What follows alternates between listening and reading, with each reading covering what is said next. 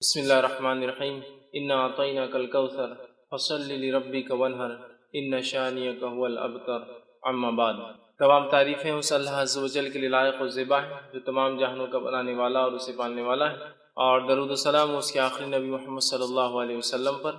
الحمدللہ ہم تمام یہیں اس ہفتے وادی درس قرآن کے لیے جمع ہوئے ہیں، اور انشاءاللہ عزیز اس مختصر سے وقت میں آپ تمام کے سامنے جو کہ ایک سلسلہ اور کڑی ہماری چلی آ رہی تھی کہ ہم کچھ 30ویں پارے کی چھوٹی چھوٹی جو صورتیں ہیں جو اکثر نماز میں دہرائی جاتی ہیں، اور اس کے علاوہ ان صورتوں کا بڑا اہم میسج اور پیغام ہوتا ہے انسانیت کے لیے، ان کچھ صورتوں کو ہر رمضان کے بعد دہراتے ہیں، جیسے 4 صورت۔ اس کڑی میں انشاءاللہ آج ہم جو ہے سورۃ الکوثر کے تعلق سے کچھ باتیں میں آپ کے سامنے رکھنے کی کوشش کروں گا۔ سورۃ الکوثر یہ ان صورتوں میں سے ایک صورت ہے جو کہ قرآن کی سب سے چھوٹی صورتوں میں سے ایک ہے۔ ویسے قرآن کی سب سے چھوٹی صورتیں وہ ہیں جن میں 3 آیتوں پر ہی مشتمل ہے، جس میں سورۃ العصر 3 آیتیں، سورۃ النصر 3 آیتیں، سورۃ الکوثر 3 آیتیں۔ ان تینوں صورتوں میں 3 آیتیں ہیں، لیکن الفاظ کے اعتبار سے، جملوں کے اعتبار سے 3 جملے ہوتے ہیں، 3 آیتیں۔ الفاظ کے اعتبار سے سب سے چھوٹی صورت سورۃ الکوثر ہے، کیونکہ بہت کم الفاظ ہیں اس کے اندر، آیتیں 3 ہی ہیں اس کے اندر۔ سورہ عصر میں بھی 3 ہیں، سورہ نصر میں بھی 3 ہیں، لیکن اس کے اندر الفاظ کے اعتبار سے 3 آیتوں میں سب سے کم الفاظ ہیں۔ تو وہ ایک طرح سے اگر کہا جائے تو قرآن کی سب سے چھوٹی صورت میں آپ کے سامنے آج رکھنے کی کوشش کروں گا کہ اللہ رب العزت میں کیا فرمانا چاہتا ہے، اور اسی بنیاد پر فقہا لکھتے ہیں کہ کم از کم جب ایک انسان نماز پڑھے تو 3 آیتیں پڑھے، کیونکہ اللہ نے سب سے چھوٹی صورت جو ہے وہ 3 آیتوں پر مشتمل کی۔ اسی سے وہ کہتے ہیں کہ 3 آیتیں کم از کم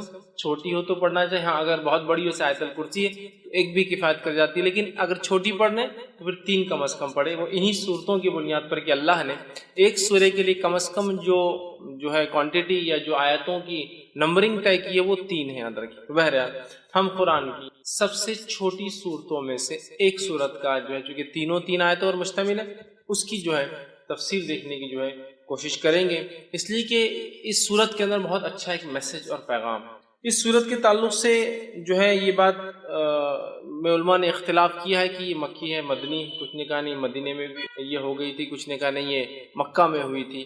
بہرحال جو بھی اس کا پس منظر رہا ہو، اور اس کے پیچھے کچھ بیک گراؤنڈ بھی علماء بتاتے ہیں کہ کیا اس کے پیچھے پس منظر رہا ہو، انشاءاللہ اس میں ایک بات جو واضح سامنے آتی وہ یہ ہے کہ جب نبی اکرم صلی اللہ علیہ وسلم کے پے در پے ایک کے بعد ایک بچوں کا انتقال ہوا، اور بالخصوص لڑکوں کا انتقال ہوا، جس پر آپ کو ویسے 3 لڑکے تھے، ایک قاسم جس کے نام سے آپ ابو القاسم آپ کی کنیت تھی جو پہلے تھے، ایک ابراہیم تھے اور ایک عبداللہ تھا۔ تو بہرحال آپ کو 4 لڑکیاں اور 3 لڑکے تھے، تو تینوں کا پے در پے انتقال ہو گیا۔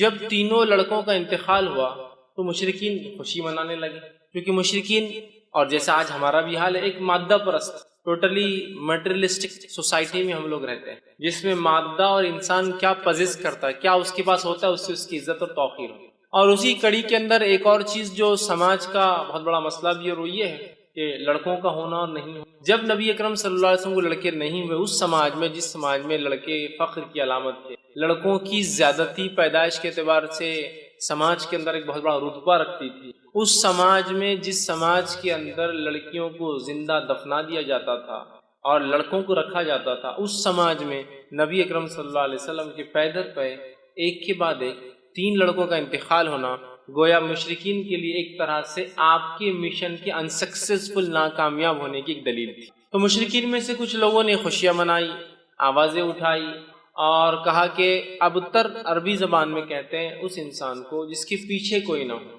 عام زبان میں اس کا ترجمہ کیا جاتا ہے دم کٹا، پیچھے کوئی نہ ہو، پیچھے کوئی، جیسا کہ ایک گاڑی چلی گئی اس کے پیچھے کچھ ٹریلر سے لگ کر جا رہے ہیں، پیچھے کوئی نہ ہو۔ تو ابتر کا ایک معنی یہ بھی تھا کہ اس کے بعد کوئی نسل نہیں ہے جو اس کا نام باقی رکھ سکے، یہ بھی ایک معنی ہے۔ تو انہوں نے خوشیاں منائی۔ یہ خوشیاں کس نے منائی، اس کے تعلق سے بہت سارے مختلف اقوال آتے ہیں کہ ابو لہب تھا جس نے منائی، کس نے کہا نہیں ابو جہل تھا جس نے خوشیاں منائی۔ بہرحال اور بھی نام آتے ہیں مشرکین یا کفار کے جنہوں نے خوشیاں منائی۔ تو مفسرین لکھتے ہیں کہ یہ شاید اس کی وجہ بنی کہ یہ صورت نازل ہوئی، لیکن یقینی طور سے ہم نہیں کہہ پائیں گے کیا، لیکن چونکہ سورے کا جو اینڈنگ اس انداز سے ہو رہی ہے اس سے اندازہ یہی لگایا جا سکتا ہے کہ شاید یہی واقعہ ہوا ہو کہ آپ کے بچوں کا انتقال، اس میں بھی بہرحال اختلاف ہے کہ کس بیٹے کے انتقال پہ یہ منایا گیا، لیکن بہرحال لڑکے کے انتقال پر مشرکین نے جو خوشیاں منائی، اسی کی رد میں اللہ رب العزت نے اپنے نبی کو صبر، دلاسا، ہمت افزائی کرنے کے لیے یہ سورت کو نازل کی۔ سورت کا ترجمہ دیکھیں، میں آپ کے سامنے رکھوں گا، پھر اس کی تفصیل کی طرف ہم جائیں گے۔ انا اعطیناک الکوثر، اے نبی ہم نے بے شک آپ کو خیر کثیر، کوثر، حوض کوثر، بہت زیادہ اچھائی سے نوازا ہے، عطا کیا ہے۔ دوسری آیت میں اللہ نے فرمایا فصل لربک وانحر، تو آپ اپنے رب کی بڑائی بیان کیجئے، نماز قائم کیجئے اور قربانی کیجئے، اور نہر خاص طور سے اونٹ کی قربانی کیجئے۔ ان شانیک هو الابتر، بے شک یقیناً تمہارا دشمنی دم کٹا رہے گا، بے اولاد رہے گا، یا اس کا کوئی دنیا میں نام لینے والا باقی نہیں رہے گا۔ یہ اس آیت کا بہرحال ترجمہ ہے۔ اب آئیے کچھ تفسیر کی طرف اس کی ہم بڑھتے ہیں۔ سورۃ الکوثر یہ قرآن کی 108 نمبر کی سورت ہے۔ اس میں 3 آیتیں ہیں۔ اللہ رب العزت فرماتا ہے بسم اللہ الرحمن الرحیم۔ صحیح مسلم کی ایک روایت آتی ہے، نبی اکرم صلی اللہ علیہ وسلم پہ یہ سورت نازل ہوئی اور آپ مسجد میں بیٹھے تھے۔ اسی وجہ سے میں نے کہا اختلاف ہے مکی ہے یا مدنی، کیونکہ اس صحیح مسلم کی روایت میں الفاظ ہے آپ مسجد میں بیٹھے ہوئے، اور ہم جانتے ہیں مکہ میں کوئی مسجد نہیں، مسجد مدینہ میں بنی، سمجھ رہا؟ تو بہرحال اس وجہ سے وہ علماء کا اختلاف ہے کہ مکی ہے مدنی، بہرحال جو بھی ہے صحیح مسلم کے الفاظ ہیں آپ مسجد میں تشریف فرماتے ہیں، صحابہ گھیر کر بیٹھے تھے، اور یہ معاملہ سب مدینے میں ہی ہوتا تھا، مکے میں اتنی آزادی نہیں تھی۔ بہرحال صحابہ گھیر کر بیٹھے اور اچانک آپ پر غشی، وہ جو آپ کی کیفیت وہی جب نازل ہوتی طاری ہوئی، صحابہ خاموش۔ اس کے بعد آپ نے لوگوں سے کہا کہ مجھ پر ابھی ایک سورت نازل ہوئی، بسم اللہ الرحمن الرحیم، انا اعطیناک الکوثر فصل لربک وانحر ان شانیک هو الابتر۔ آپ نے پڑھ کر سنا۔ اس بات سے مفسرین لکھتے ہیں، علماء لکھتے ہیں، فقہاء لکھتے ہیں کہ بسم اللہ ہر سورت کا حصہ ہے، لیکن نبی اکرم صلی اللہ علیہ وسلم نے فرمایا مجھ پر ابھی ایک سورت نازل ہوئی، بسم اللہ الرحمن الرحیم انا اعطیناک الکوثر۔ تو اسی سے محدثین لکھتے ہیں کہ سورت بسم اللہ یہ اس کی آیت ہے۔ اس بات کو بہرحال چونکہ ایک بات آ گئی ہے تو وہ بھی آپ کے سامنے رکھ دیتا ہوں۔ بسم اللہ کو کوئی آیت مانے یا نہ مانے، سورے کی شروعات میں، بیچ میں نہیں، جیسا کہ سورہ قصص میں بیچ میں بھی آتی ہے وہ آیت، شروعات کے اعتبار سے کوئی اس کو آیت مانے یا نہ مانے، اس کے ماننے اور نہ ماننے سے انسان کافر نہیں ہوتا ہے۔ دیگر قرآن کی ایک آیت کا بھی انسان انکار کرے تو وہ کافر ہوتا ہے، لیکن بسم اللہ میں چونکہ اختلاف ہے کہ یہ آیت مانی جائیں گی یا نہیں مانی جائیں گی، تو لہٰذا اگر اس معاملے میں کوئی بسم اللہ پڑھتا ہے اور کوئی نہیں پڑھتا ہے تو دونوں پہ کسی پہ لعنت ملامت یا اس کو سست یا اس طرح سے اس کو غلط یا کافر نہیں کہا جائے۔ ہاں وہ جو قرآن کا حصہ ہے، جیسا کہ سلیمان علیہ السلام نے جو خط لکھا تھا جس کے بارے میں قرآن نے فرمایا انہ من سلیمان انہ بسم اللہ الرحمن الرحیم، اور سلیمان نے اس رانی کو جس نے اور جس کے قوم نے سورج کی عبادت کو سب کچھ سمجھ لیا تھا، اس کو جب خط لکھا تو لکھا انہ من سلیمان، کہ سلیمان نے جب خط لکھا تو کہا بسم اللہ الرحمن الرحیم، اللہ کے نام سے جو بڑا مہربان نہایت رحم والا۔ اس سے پتہ چلتا ہے کسی بھی خط و کتابت سے پہلے، کسی کو ایڈریس کرنے سے یا خط لکھنے سے پہلے بسم اللہ لکھنا چاہیے بہرحال، اور نبی اکرم صلی اللہ علیہ وسلم بھی لکھا کرتے۔ تو بہرحال تو یہاں رسول اکرم صلی اللہ علیہ وسلم نے کہا کہ مجھ پر ابھی ایک سورت نازل ہوئی بسم اللہ الرحمن الرحیم، ٹھیک ہے، بہرحال وہ کرنا چاہیے۔ اور سورۃ الفاتحہ کے اندر بھی وہ کہتے ہیں پڑھنا، اس لیے کہ سورۃ الفاتحہ کا تو یہ ایک حصہ ہے، کیونکہ سورۃ الفاتحہ میں 7 آیتیں ہیں، تو ظاہر سی بات ہے بسم اللہ کو چھوڑ دیا جائے تو آیتیں پھر 6 ہی بچتی ہے۔ تو بہرحال ہر سورت سے پہلے اس کو بسم اللہ کو پڑھنا چاہیے۔ تو سورہ صحیح مسلم کی روایت میں آپ نے بسم اللہ الرحمن الرحیم کہا انا اعطیناک الکوثر، مجھ پہ سورت نازل ہوئی بسم اللہ الرحمن الرحیم انا اعطیناک الکوثر، کہ بے شک ہم نے آپ کو خیر کثیر عطا کیا۔ اسی حدیث سے لوگ کہتے ہیں کہ یہ مدنی ہے، کچھ نے کہا نہیں مکی ہے، یہ آپ کے بچوں کے انتقال پر، کس کے انتقال پر وہ تو وضاحت نہیں، لیکن لوگوں نے مشرکین نے جو خوشیاں منائی تھی اللہ نے اس کے جواب میں، بہرحال جوابی کارروائی میں یہ آیت نازل کی۔ آئیے اس کا ترجمہ ہم نے دیکھا، اب کچھ تفسیر کی طرف جاتے ہیں۔ انا اعطیناک الکوثر، کہ بے شک ہم نے نبی صلی اللہ علیہ وسلم آپ کو خیر کثیر عطا کیا، بہت خیر ہم نے آپ کو عطا کیا۔ اب دیکھیے نبی اکرم صلی اللہ علیہ وسلم کی تھوڑی سچویشن، تھوڑا سیناریو، تھوڑی ذہنی کیفیت کی طرف ہم جاتے ہیں۔ اب ذہنی کیفیت بولے تو آپ ہمیشہ یہ مت سمجھیے جو انسان پاگل ہوتا ہے اس کے لیے لفظ استعمال ہوتا ہے۔ ذہنی کیفیت سے مراد ذہنی حالات، آپ جس کشمکش سے گزر رہے ہیں، جن تکلیفوں اور مصیبتوں کا آپ کو دین اسلام کی دعوت کی وجہ سے سامنا کرنا پڑ رہا ہے، ان مصیبتوں پر اور ان مشرکین کی ان مصیبتوں کے آنے پر آپ کو طعنہ اور تشنیع دینا، جیسے کہ آپ کی 2 بیٹیوں کے نکاح جو ہو چکے تھے ابو لہب کے بیٹوں سے، جیسے ہی آپ نے ابھی ودائیگی نہیں ہوئی تھی، نکاح ہوا، جیسی دعوت اسلام کی بات کی، طلاق دلوا دی۔ نبی اکرم صلی اللہ علیہ وسلم اور دیگر انبیاء علیہ الصلوۃ والسلام یہ انسان تھے، یاد رکھیں۔ فرق یہ تھا کہ ان تک اللہ وحی بھیجتا تھا اور یہ چنے ہوئے لوگ تھے۔ اسی سے لفظ مصطفیٰ آتا ہے، اللہ جس کو چن لیتا ہے۔ اس کے علاوہ دیگر معاملات میں انسانی نفسیات، کیفیتیں اور حالات ہمارے اور انبیاء کے ایک جیسے، ذہنی اذیتیں ان کو بھی پہنچتی ہے، اگر کوئی وہ کرے تو تکلیفیں ان کو بھی آتی ہے، وہ بھی پریشان ہو اٹھتے ہیں، وہ بھی کبھی خیال کرتے ہیں کہ یہ کر لوں، لیکن اللہ اپنی ہدایت سے، اپنی وحی سے کہتا ہے نہیں یہ ٹھیک نہیں، نبی کی شان کے لائق ہے، نہیں فلاں کر لوں، تو وہ انسان ہوتے ہیں، یاد رکھیے، سوائے اس کے کہ ان کو سیدھا وحی سے گائیڈنس کیا جاتا ہے، سیدھا وحی کے ذریعے ان کی ہدایت، ان کی مارگدرشن، ان کی رہنمائی کی جاتی ہے۔ اب اندازہ لگائیے اس مشن کے اندر جہاں بیٹیوں کو طلاق دے دی جا رہی ہے، پڑوسی ابو جہل روز کچرا ڈالتا ہے اس لیے کہ دعوت کی وجہ سے، اسی طرح آپ کا سوشل بائیکاٹ کیا جا رہا ہے، سارا سماج آپ کے خلاف ہے، اس میں آپ کے بیٹوں کا انتقال ہونا، اور ایک ایسے سماج میں جس سماج میں بیٹے ہی سب کچھ ہے، عزت اور بڑائی اور پتہ نہیں کیا کیا تھا، لڑکوں کا ہونا بہت اربوں کے نزدیک، بہت اربوں کے نزدیک کیا، آج میں کہوں گا ساری دنیا کا معاملہ وہی، لڑکوں کا ہونا اور لڑکیوں کا ہونا، اس سے آپ فرق پتا چلتے، ایک شخص کا چہرہ اگر آپ کو کالا دکھ جائے، بہت ہی پریشان حال دکھ جائے، تو ایک اندازہ ہو جاتا ہے، اور ہسپتال سے نکل رہا ہے شاید لڑکی پیدا ہوئی۔ ایک شخص خوش اور خرم نظر آ رہا ہے اور بہت وہ خوش ہو رہا ہے اور کوئی بانٹ رہا ہے، تو آپ کو اندازہ ہو جاتا ہے اس کو لڑکا پیدا، بیٹا پیدا ہوا ہوں گے، تبھی اتنی خوشیاں منائی جائیں۔ تو ہر سماج کا آج ہم دیکھتے یہی حال ہے، ٹھیک۔ تو بہرحال اس سماج میں جہاں بیٹے سب کچھ اور بیٹیوں کو دفنا دیا جاتا ہے، اتنی بری چیز ہے، بیٹے داماد ہے کہنا بولے تو ایک شرم کی علامت تھی۔ اس سماج، اس سوسائٹی میں اندازہ لگائیے، نبی اکرم صلی اللہ علیہ وسلم بیٹے پیدا اور انتقال ہو، بیٹیوں کا طلاق دیا جانا، آپ کے بچوں کا بالخصوص لڑکوں کا پیدر کا انتقال ہونا، پڑوسیوں کا روز کچرا ڈالا جانا، لوگوں کا آپ کو برا بھلا کہنا، آپ کو سوشل بائیکاٹ میں 3 سال تک پوروں کو الگ کر دیا جانا، یہ معمولی چیزیں نہیں، یاد رکھیے۔ اس لیے اللہ رب العزت نے اپنے نبی کے تسکین کے لیے، تسلی کے لیے، ذہنی سکون و اطمینان کے لیے، جیسی ایسی کوئی بڑی تکلیف آتی تھی ایک نعمت عطا کر دیتا تھا فوراً۔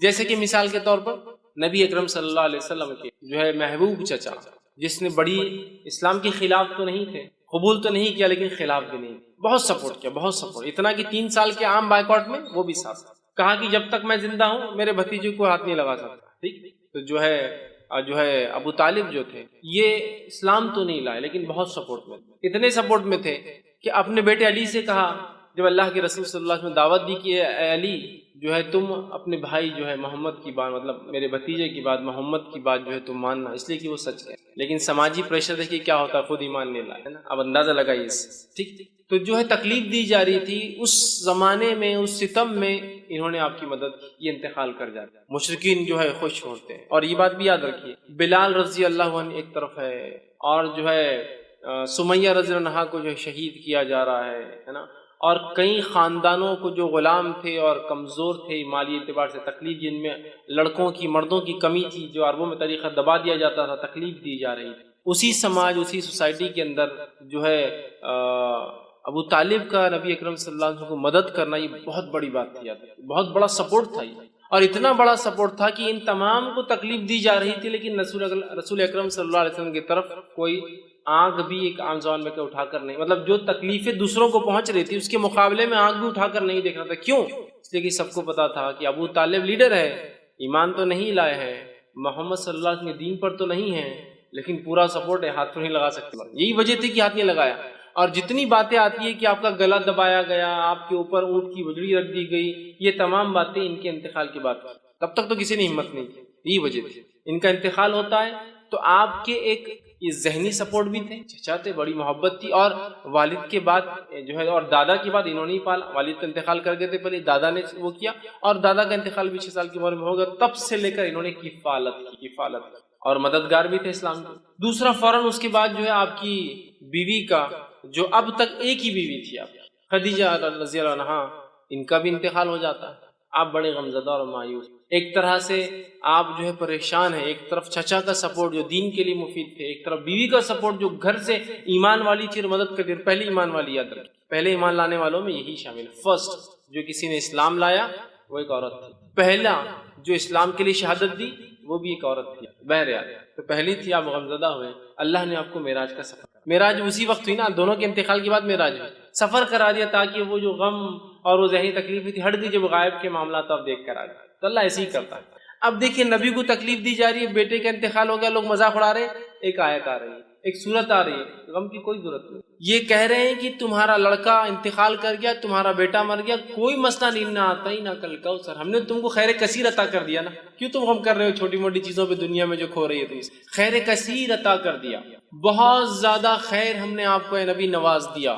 یہ کسی بھی شکل میں ہو سکتا ہے، دنیا کی نعمتوں کی شکل میں، اور ہم نے دیکھا نبی اکرم صلی اللہ علیہ وسلم کی زندگی میں آپ لیڈر کہلائے، آپ نے جو ہے ایک ملک کے آپ سربراہ کہلائے، اور جس زمین سے آپ کو بے بس اور بے سہارا اور تکلیف دے کر نکالا گیا تھا، اس زمین پر اللہ رب العزت نے آپ کو ایسے واپس غلبے کے ساتھ لایا کہ جو مشرکین اور جو آپ کے دشمن تھے وہ گھٹنے کو بل آ چکے تھے، جن کے پاس منہ کھولنے کے لیے کوئی چارہ نہیں تھا. مطلب اللہ نے ایسا نوازا کہ انسان جس کو 13 سال تکلیف دے کے اپنے شہر سے نکالا گیا، جب واپس اپنے شہر میں آتا ہے تو ایک فاتح کی حیثیت سے، اور آج سب خدم اس کے جو ہے گھٹنوں پر آ جاتے ہیں. دیکھیے 10 سال کے اندر اللہ وہ دیتا ہے، یہ بھی خیر کثیر. اسی طرح جو ہے دنیا کی نعمتوں کے اعتبار سے جس شخص کو یا جس دین کے لیے قدم رکھنا ممکن نہیں تھا مکہ شہر میں، آج اس دین کی ایک اپنی سلطنت، ایک حکومت اللہ نے آپ کی زندگی میں بنا دی، یہ خیر کثیر ہے. اسی طرح دیگر بہت ساری نعمتیں جو نبی اکرم صلی اللہ علیہ وسلم کو جسمانی اعتبار سے، صحت کے اعتبار سے، بیویوں کے اعتبار سے،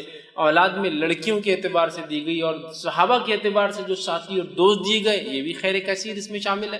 تو کہا اِنَّا أَعْطَيْنَاكَ الْكَوْثَرَ، آپ ایک اپنے بیٹے کے انتقال پہ جو لوگ خوشیاں منا رہے ہیں، آپ غمزدہ کیوں ہوتے ہیں نبی؟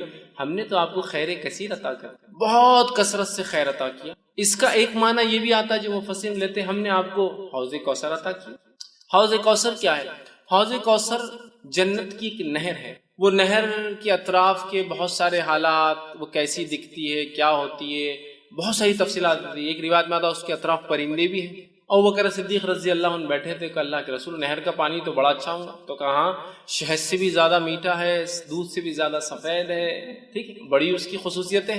کہا اس کے اطراف پرندے، تو کہا بہت اچھا منظر ہوگا. تو کہا پرندے کھانے میں ابو بکر بڑے اچھے ہوں گے، اس میں پرندے ہوں گے. وہ ایک نہر ہے جو جنت سے نکلتی ہے، اور اسے کوثر اس لیے کہا گیا کہ اس پہ اتنے پیالے ہیں جن سے جو لوگ جنت میں داخل ہوں گے ان کو پلایا جائے گا. اس کے پانی پینے کے بعد انسان کو پھر کبھی پیاس نہیں لگیں گی. وہ جنت میں کھائیں گا بھی، پیئیں گا بھی، لیکن اس کی ضرورت محسوس نہیں ہوگی پینے کی، اس کوثر کے پانی پینے کے. وہاں اتنے سارے گلاس ہیں کہ آپ صلی اللہ علیہ وسلم نے فرمایا، مطلب پینے کے مرتبان ہیں کہ آپ نے فرمایا جیسے آسمان کے ستارے، اتنے مرتبان، اتنے پیالے، اتنے گلاس ہیں جس میں آپ خود پلائیں گے. اور وہاں آپ فرماتے ہیں میرا ممبر لگایا جائے گا، اور وہاں میں کھڑا ہوں گا، اور پھر لوگ آتے جائیں گے، میں انہیں اب پانی دیتا جاؤں گا. جو اس کا پانی ایک بار پی لیں گا وہ کبھی پھر زندگی میں پیاس محسوس نہیں کریں گے. جنت میں لوگ پیئیں گے لیکن ضرورت نہیں رہیں گی، محسوس نہیں ہوں گی لیکن پیئیں گے، یہ ایک الگ چیز.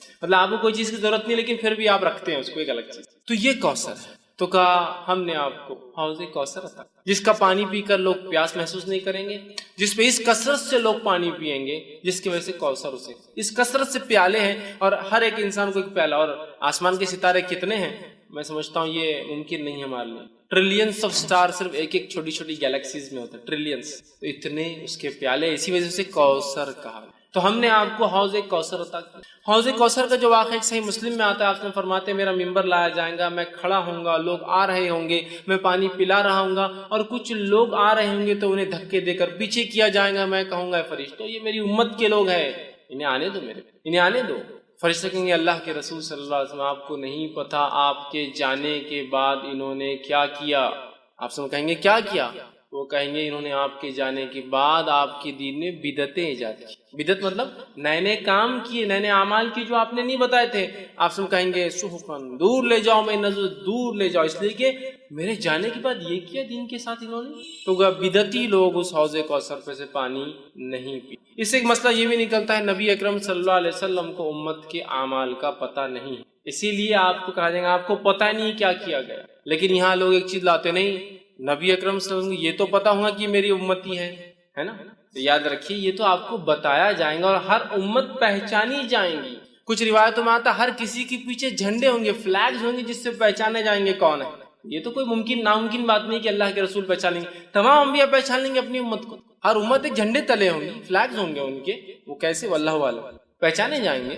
سمجھ رہا؟ یہ تو آپ کو بتایا جائے گا لیکن آپ کو پتا نہیں ہوگا امت نے کیا کیا، اس لیے کہ آپ عالم الغیب نہیں. تو یہاں پتا چلا اس خیر کثیر کو اگر حاصل کرنا ہے ایک امتی کو، تو اسے چاہیے کہ نبی اکرم صلی اللہ علیہ وسلم کے دین میں بدعت ایجاد نہ کرے، ورنہ حوض کوثر پہ سے اس کو پیچھے کر دیا جائے گا. عام الفاظ میں کہوں تو ہکال دیا اور اسے پانی نصیب نہیں ہوگا. تو جو جام کوثر پینا چاہتا ہے اپنے نبی کے ہاتھ سے، تو اسے چاہیے کہ اپنے نبی کے طریقے پہ ساری زندگی اور اس میں کوئی چیز نہ کمی کرے نہ کسی چیز کا اضافہ کرے، ورنہ اس حوض کوثر پہ سے اسے نکال دیا. تو کہا انا اعطینا کل کوثر، اے نبی ہم نے آپ کو خیر کثیر حوض کوثر عطا کیا. اور دونوں باتیں درست ہیں، اس لیے کہ حوض کوثر خود ایک خیر کثیر کا حصہ بھی ہو سکتی ہے، بہت زیادہ خیر کا حصہ. دنیا میں مختلف چیزوں کے اعتبار سے خیر ہم نے آپ کو عطا فرمایا، اور آخرت میں دیکھیے صحابہ خود ایک جو ہے نبی اکرم صلی اللہ علیہ وسلم کو ایک خیر کثیر جو عطا کیا تھا، اس کی ایک علامت ہو سکتے ہیں کہ عیسیٰ علیہ السلام کے حوارین کی تعداد 11 یا 12 آتی ہے. آپ سے خود فرماتے ہیں کچھ انبیاء ایسے ہیں جو روز قیامت جو اکیلے آ جائیں گے، ایک بھی فالوور، ایک بھی ماننے والا نہیں. کچھ کے پیچھے 2 ہوں گے، 1 ہوں گے، کچھ کے پیچھے 2 ہوں گے، کچھ کے پاس 80 ہوں گے، اتنے ہوں گے. اور میں دیکھوں گا بنی اسرائیل بہت تعداد ہے موسیٰ علیہ السلام کی امت، اور میں امید کرتا ہوں کہ میری قوم اس سے زیادہ ہو. اور پھر آگے آپ نے فرمایا کہ تم جو ہے اولادیں پیدا کرو، اس لیے کہ میں اس روز جو ہے تمہاری تعداد پر فخر کروں. سمجھ رہے ہیں بات؟ تو آپ دیکھیے، تو یہاں انبیاءوں کی حالات دیکھیے کہ ایک بھی نہیں ہے، 1 ہے، 2 ہے، 30 40 50 100 80 ہے نا. بنی اسرائیل سیکنڈ ٹو امت محمدیہ ہونے والی نیکسٹ ہوں گی، اس لیے آپ نے کہا امید ہے میری امت جو ہے سب سے زیادہ ہوں گی، بنی اسرائیل کو بھی پیچھے چھوڑ دیں گے میرے امت، اتنے تعداد کے اعتبار سے زیادہ ہوں. تو دیکھیے صحابہ کی تعداد دیکھیے، کچھ انبیاءوں کو تو ایک بھی نہیں ملا صحابی. اللہ کے رسول صلی اللہ علیہ وسلم کو ایسے صحابہ ساتھی کو کہتے ہیں، یاد رکھیے اصحاب جو ہے ساتھی کو کہتے ہیں عربی زبان میں. ٹھیک، تلامیذ اسٹوڈنٹ نہیں تھے، یہ ساتھی. اور ساتھی جنرلی کیلیبر کا ہوتا ہے بہت، اسی لیے اس کو اصحاب کہا جاتا ہے. ٹیچر اور اسٹوڈنٹ کو کبھی بھی ساتھی نہیں کہیں گے آپ، 2 اسٹوڈنٹس کو ساتھی کہا جاتا ہے. یہاں دیکھیے اصحاب کہا گیا اس لیے کہ اللہ نے ان کو تیار کیا گیا، اللہ نے تیار کیا تھا. اور اللہ نے خود قرآن میں بیان کیا کہ صحابہ کی مثال توریت اور انجیل میں بھی اللہ نے دی تھی. تو گویا صحابہ بھی چوزن پیپل، سلیکٹڈ پیپل تھے، چنے ہوئے لوگ تھے. بہرحال تو یہ بھی خیر کثیر. تو بہت ساری باتیں، لیکن خیر کثیر سے مراد کچھ بھی خیر جو اللہ نے دیا. اور حوض کوثر بھی ہو سکتا ہے، چونکہ حوض اور کوثر بھی خیر کثیر کی ایک ایگزامپل یا مثال یہ یاد رکھیں. چلیے ہم آگے بڑھتے ہیں. اللہ نے فرمایا انا اعطیناک الکوثر، اے نبی ہم نے آپ کو خیر کثیر عطا کیا، کوثر عطا کیا، حوض کوثر عطا کیا. فصل لربک وانحر، تو آپ کیا کیجئے؟ نماز قائم کیجئے. آپ کیا کیجئے؟ تو جو رب کے لیے جو ہے نماز پڑھیے، بڑائی بیان کیجئے، نماز قائم کیجئے. وانحر، اور کیا کیجئے اس کے ساتھ؟ قربانی کی. نہر کہتے ہیں اونٹ کی قربانی. تو آپ جو ہے نماز قائم کریں اور قربانی اے نبی جو ہے اللہ کے لیے دیتے رہے. گویا اس سے ایک بات پتہ چل رہی، وہ یہ ہے کہ ایک آیت میں تو کہا ہم نے آپ کو خیر کثیر عطا کیا، خیر کثیر عطا کرنے کے بعد دوسری آیت کیا بول رہی کہ آپ نماز پڑھیے اور قربانی دیجیے. اس سے ایک بات پتہ چلتی ہے کہ نماز قائم کرنا اور قربانی دینا یہ ایک طرح سے شکرانہ ہوتا ہے جو اللہ مختلف نعمتیں ہمیں عطا کرتا ہے. اس لیے کہ دیکھیے یہاں بالکل واضح طور سے کہا گیا کہ آپ نماز قائم کیجیے اور کیا کیجیے؟ ساتھ جو ہے قربانی دیجیے. مطلب نماز قائم، پہلے تو کہا خیر کثیر دیا، فوراً کہا نماز قائم کیجیے اور قربانی. مطلب گویا نماز اور قربانی ایک طرح سے شکرانہ ہوتا ہے کسی عمل کے بدلے یا کسی چیز کے بدلے جو اللہ ہمیں جو ہے عطا کرتا ہے. تو اللہ جو چیز عطا کرتا ہے یہ ایک طرح سے اس کا بدلہ ہو سکتا ہے. تو یہ بات کو ہم بھی ذہن میں رکھیں. اللہ نے کسی بھی قسم کا ہمیں خیر دیا تو نماز ایک بڑی بہترین چیز ہے، اس خیر کے لیے شکرانہ ادا کر کہ اللہ تیرا شکر ہے کہ تو نے یہ فلاں فلاں چیز. ٹھیک. اور قربانی دینا یہ بھی بڑی اہم چیز ہے.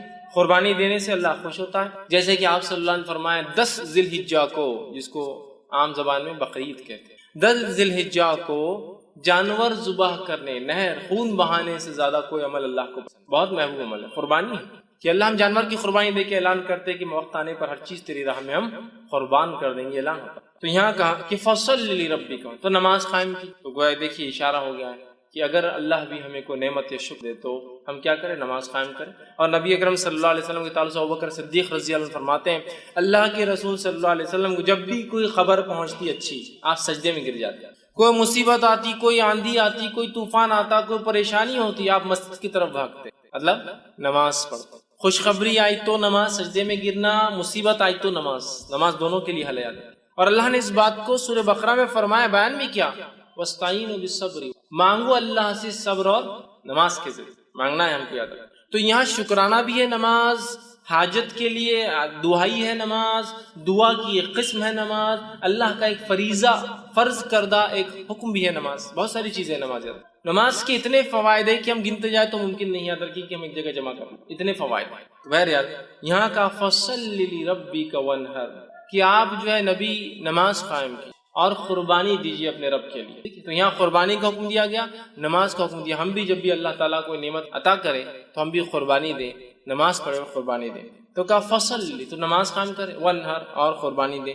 اس سے ایک بات اور پتہ چلتی ہے کہ نماز اور قربانی دو ایسے اعمال ہیں جو خالص اللہ کے لیے ہونا چاہیے، اس لیے کہ نبیوں کہا جا رہا ہے اے نبی نماز پڑھیے اور قربانی دیجیے، یہ دونوں اعمال خالص اللہ کے لیے ہونا چاہیے، یاد رکھیے۔ تو کہا نماز قائم کی، قربانی کی۔ ان شانئک هو الابتر، بے شک تیرا دشمن ہی نام بے نام و نشان رہنے والا ہے۔ اب آیا معاملہ اس آیت کی طرف جس کی وجہ سے علماء کہتے ہیں کہ یہ آیت اس وجہ سے نازل ہوئی تھی۔ واقعہ ہے کہ آپ کے بیٹوں کا پے در پہ ایک کے بعد ایک انتقال کر جانا، اللہ تعالیٰ کی اس میں کیا حکمت رہیں گی واللہ اعلم، اللہ بہتر جانتا ہے کیا حکمت رہی ہے۔ لیکن علماء جو حکمتیں دیتے ہیں ان میں سے ایک حکمت یہ ہے جو ہو سکتی ہے کہ اللہ نے آپ کو لڑکی عطا نہیں کی، تو یہ ہے کہ آج دیکھیے جو نبی کے خاندان سے سیدھے نہیں ہیں ان کو کتنا زام ہے اپنے اس خاندان سے ہونے کا، سیدھے ہو جاتے تو پتہ نہیں کیا کرتے تھے، سمجھے نا۔ بیٹیوں سے برانچز چل رہی ہے، چچیرے بھائیوں سے برانچز چل رہی ہے، تو کتنا زام ہے، خاندان سے تو دور، خالی اس علاقے کا ہونے کا زام دیکھیے ہم فلاں ہیں، قومی زام، سمجھ رہے، خاندان تو دور، خالی علاقے سے ہونے کا زام دیکھیے لوگوں میں، ہم فلاں علاقے سے، ہم فلاں زبان بولنے والے ہیں۔ شاید یہ حکمت رہی، اللہ اس معاملے کو رکھنا ہی نہیں چاہتا تھا، ختم کر دینا چاہتا، اس کے آگے واللہ وہ اللہ ہی جانتا ہے بھائی کیا وجہ، لیکن یہ حکمت ہو سکتی، سمجھ رہا بات۔ تو اللہ نے آپ کے لڑکوں کو حیات نہیں رکھا۔ مشرکین جب آپ کے لڑکے کا انتقال ہوا تو مشرکین نے خوشیاں منائی اور کہا اب تو محمد کا نام لینا کوئی نہیں ہے، اس کا مشن آگے چلنے والا نہیں، اس کی تحریک یہیں ختم ہو جائیں گے۔ اور ظاہر سے کوئی بھی تحریک کے لیے کیا لگتا ہے آپ کو معلوم، تحریک لڑکیوں سے نہیں لڑکوں سے چلتا، سمجھا، تحریک چلانا۔ زکریا علیہ السلام اللہ سے دعا کر رہے ہیں، تو زکریا علیہ السلام کی دعا ہے اللہ مجھے کہ لڑکا عطا کر، اس لیے کہ لڑکی نبی نہیں ہو سکتی۔ اور بنی اسرائیل میں ایک طریقہ تھا، اللہ کیا کرتا تھا، ایک خاندان میں پھر اسی خاندان میں لڑکے دیتا تھا جو نہ انبیاء بنتے تھے۔ زکریا علیہ السلام جانتے تھے کہ اب اس قوم کو ایک نبی کی ضرورت ہے اور نبی لڑکا ہو سکتا ہے، لڑکے کی دعا کی۔ کیوں؟ اس لیے کہ انہیں ایک جو ہے وارث چاہیے تھا، ایک نبوت کو آگے لے کے چلنے۔ بنی اسرائیل میں ایک زمانہ آیا کہ تقریباً بنی اسرائیل کے مرد قتل کر دیے گئے تھے، ایک عورت حاملہ باقی، سارے لوگوں نے مل کر دعا کی اللہ اس سے لڑکا پیدا اور وہ نبی ہو، اس لیے کہ اب نسل نہیں، اور اللہ اس نسل میں اولاد دیتا تھا۔ روایت میں آتا ہے کہ اللہ نے اس عورت جب اولاد پیدا ہوئی لڑکا تھا اور اس لڑکے کا نام رکھا گیا شمون، اور وہ شمون علیہ السلام بعد میں چل کے وہ نبی بنے، جو کہ جو ہے طالوت والے واقعے کے اندر آتا ہے کہ طالوت کو ایک ان کے نبی نے جب چنا تو لوگوں نے کہا طالوت کو ہم پر کیوں بادشاہ بناتے ہو، تو نبی نے کہا وقت کہ اللہ نے اس کو سمجھداری اور جسمانی طاقت۔ وہ واقعے کے اندر شمون علیہ السلام جب پیدا ہوئے تو وہ آخری لڑکے تھے جو بچے تھے، تو لڑکوں سے چلتی ہے، سمجھ رہے بات۔ تو اب مشن اینڈ ہو رہا ہے ایک طرح سے، ظاہری طور سے مشن اینڈ دکھ رہا ہے نا، لڑکے ختم مشن ختم۔ تو کہا ان نشانی کو الابتر، اللہ جواب دے رہا ہے نبی آپ کو کوئی پریشان ہونے، دل جو ہے اپنے آپ کو جو ہے مایوس کرنے کی کوئی ضرورت نہیں ہے، آپ کا دشمن بے نام و نشان، گویا اس کا دوسرا معنی ہے آپ کا نام و نشان رہنے والا ہے۔ آپ کا دشمن جو آپ کا مذاق اڑاتا ہے، اس کی چاہے ہزاروں اولادیں ہو جائے یہ بے نام و نشان ہو۔ آج جتنے مشرکین کو ہم یاد کرتے ہیں سوائے سیرت کے، اس کے علاوہ کبھی یاد کرتے ہیں جو مشرکین کے نام آج تھوڑے بہت باقی ہیں بڑے بڑے سرداروں کے، اس کے علاوہ جو جنگ بدر میں عہد میں مر کھپ گئے، کون پہچانتا ہے ان مشرکین کو آج؟ کبھی آپ نے سنا مکہ گئے تو یہ کنواں تھا، اس میں 10 مشرکین ڈالے گئے، پہلا یہ تھا، دوسرا یہ تھا، تیسرا یہ تھا، کس کو پرواہ ان کی، مر کھپ گئے، نسلیں چلی ہوں گی لیکن کوئی ان کو نہیں پہچانتا ہے۔ خود ان کی نسلوں نے ایمان لانے کے بعد ان کا نام لینا پسند نہیں کیا کہ ہمارے جد اعلیٰ تھے، یہ ہمارے باپ دادا تھے، یہ ہے نا۔ جب ابو جہل کے گھر والے ایمان لائے تو کچھ صحابہ بعد میں آنے والے لوگ ان کو کہتے تھے کہ ارے تو ابو جہل کی اولاد، تو گئے اللہ کے رسول کے پاس، کہا اللہ کے رسول یہ بار بار ہم کو تانا دیتے ہیں لوگ ابو جہل، تو آپ نے کہا کہ اپنے مردوں کو برا نہ کہو، اس لیے کہ ان کو برا کہنے سے ہمارے زندوں کو تکلیف ہوتی ہے۔ تو یہ ایک مشرک مردے کے بارے میں بات ہے، لہٰذا سے ایک پتہ چلتا ہے کہ ہم مومن مردے کے بارے میں بری بات نہیں کرنا چاہیے۔ مشرک تھا نا، تو کہا اپنے مردوں کے بارے میں ابو جہل کو برا مت بولو، اس لیے کہ اس سے کیا ہوتا ہے اس کے گھر والوں کو۔ ایک روایت میں آتا ہے کہ عبداللہ آئے ایک مرتبہ جو کہ عبداللہ بن عبداللہ ان کا نام تھا بن ابے، جو کہ منافقین کا سردار تھا عبداللہ بن ابے، ان کے بیٹے کا نام بھی عبداللہ تھا. تو عبداللہ بن عبداللہ اور اللہ کے رسول صلی اللہ علیہ وسلم، لوگ میرے باپ کے بارے میں تانا مارتے ہیں کہ یہ رئیس المنافق تھا، منافق تھا. کہ تو نام تو اللہ نے نبی کو بتایا تھا، لیکن صفتیں اللہ نے قرآن میں اتنی کھول کھول کے بیان کی مشرکین کی اور اللہ کے رسول نے منافقین کی کہ پتہ چلنا بہت آسان تھا، صحابہ کو معلوم تھا. تو آگے کہا میرے باپ کو برا کہتا، آپ نے کہا اپنے مردوں کو برا مت کہو، وہ اپنے انجام کو پہنچ چکے ہیں، تم مردوں کو برا کہنے سے زندوں کو تکلیف. تو آج ان کی خاندان والے خود جو ہے نام نہیں لیتے، بے نام ہو گئے. وہ اولاد کے بعد، لڑکوں کے بعد، ہزاروں لڑکوں اور نسلوں کے بعد بے نام. کہا تیرا دشمن بے نام رہے. تو جتنے دشمنوں کا نام لے بھی لیتے نا ابو لہب کا، صرف اس لیے لیتے کہ سیرت میں بات ہے. اس کے علاوہ کبھی تذکرے سنے ابو لہب کی مجلس، ابو جہل کی کوئی مجلس سج رہی کہ اس نے کیا کیا کہا؟ کچھ کوئی نام نہیں. ہم ہی کبھی تو بھی لے لیتے، ارے تورے بولتے ہوئے نکل جاتے آگے، کوئی ویلیو نہیں، کوئی نہیں. اور نبی اکرم صلی اللہ علیہ وسلم جہاں وہ یہ سمجھ رہے تھے اس کے لڑکا نہ ہونے سے اس کا خاندان ختم، نسل ختم، اور آپ کی عمر بھی تو ہو چلی تھی نا، تو ان کو وہ تھا کہ اب عمر بھی تو ہو جا رہی ہے شخص کی، اس کو اب اولاد نہیں تھوڑی ہوتی بعد میں، اور وہ خوش ہو رہے تھے. اللہ نے کہا تیرا دشمن یا نبی بے نام و نشان، دم کٹا، بغیر نسل کی، بغیر اولادیں ہوں گی ہو سکتا، لیکن وہ جو تمہیں کہتے ہیں نا تمہارا نام کوئی نہیں لے گا. آج ہم دیکھتے ہیں نبی اکرم صلی اللہ علیہ وسلم کا نام ان کے بچوں کے نام سے تو نہیں رہا، لڑکوں کے نام سے تو نہیں رہا، لیکن آج دنیا میں سب سے زیادہ نام جو رکھا جاتا ہے اور وہ کیا تھا، وہ کیا ہے معلوم آپ کو؟ محمد. سب سے زیادہ، سب سے زیادہ. ویسے دنیاوی اعتبار سے آتا ہے کہ چین جو نام ہوتا ہے نا، چین، چائنیز نیم ہے چین، وہ سر نیم سب سے زیادہ ہوتا ہے، لیکن محمد اس سے بھی زیادہ ہے. کیوں؟ اس لیے کہ محمد کے بہت سے ویریئنٹس ہیں، MOHAMMAD، MUHAMMAD، MOHAMMED، سمجھ رہے آپ؟ MUHMAD یہ سب ہیں، تو ان کو الگ الگ کیا جاتا ہے. جب 15 آتے ہیں، چین کے بعد 15 اور نام صرف محمد ہی چلتے ہوئے. الگ الگ ناموں سے جو محمد کی سپیلنگز ہوتی ہے، اس ناموں کو اگر لے لیا جائے 15 اس کی الگ الگ کیٹیگرائزیشن ہوتی ہے. تو اگر ان سب کو ملا جائے، چونکہ سب کا مقصد محمد ہی ہے، تو دنیا میں سب سے اول نام جو رکھا جاتا ہے وہ کیا ہے؟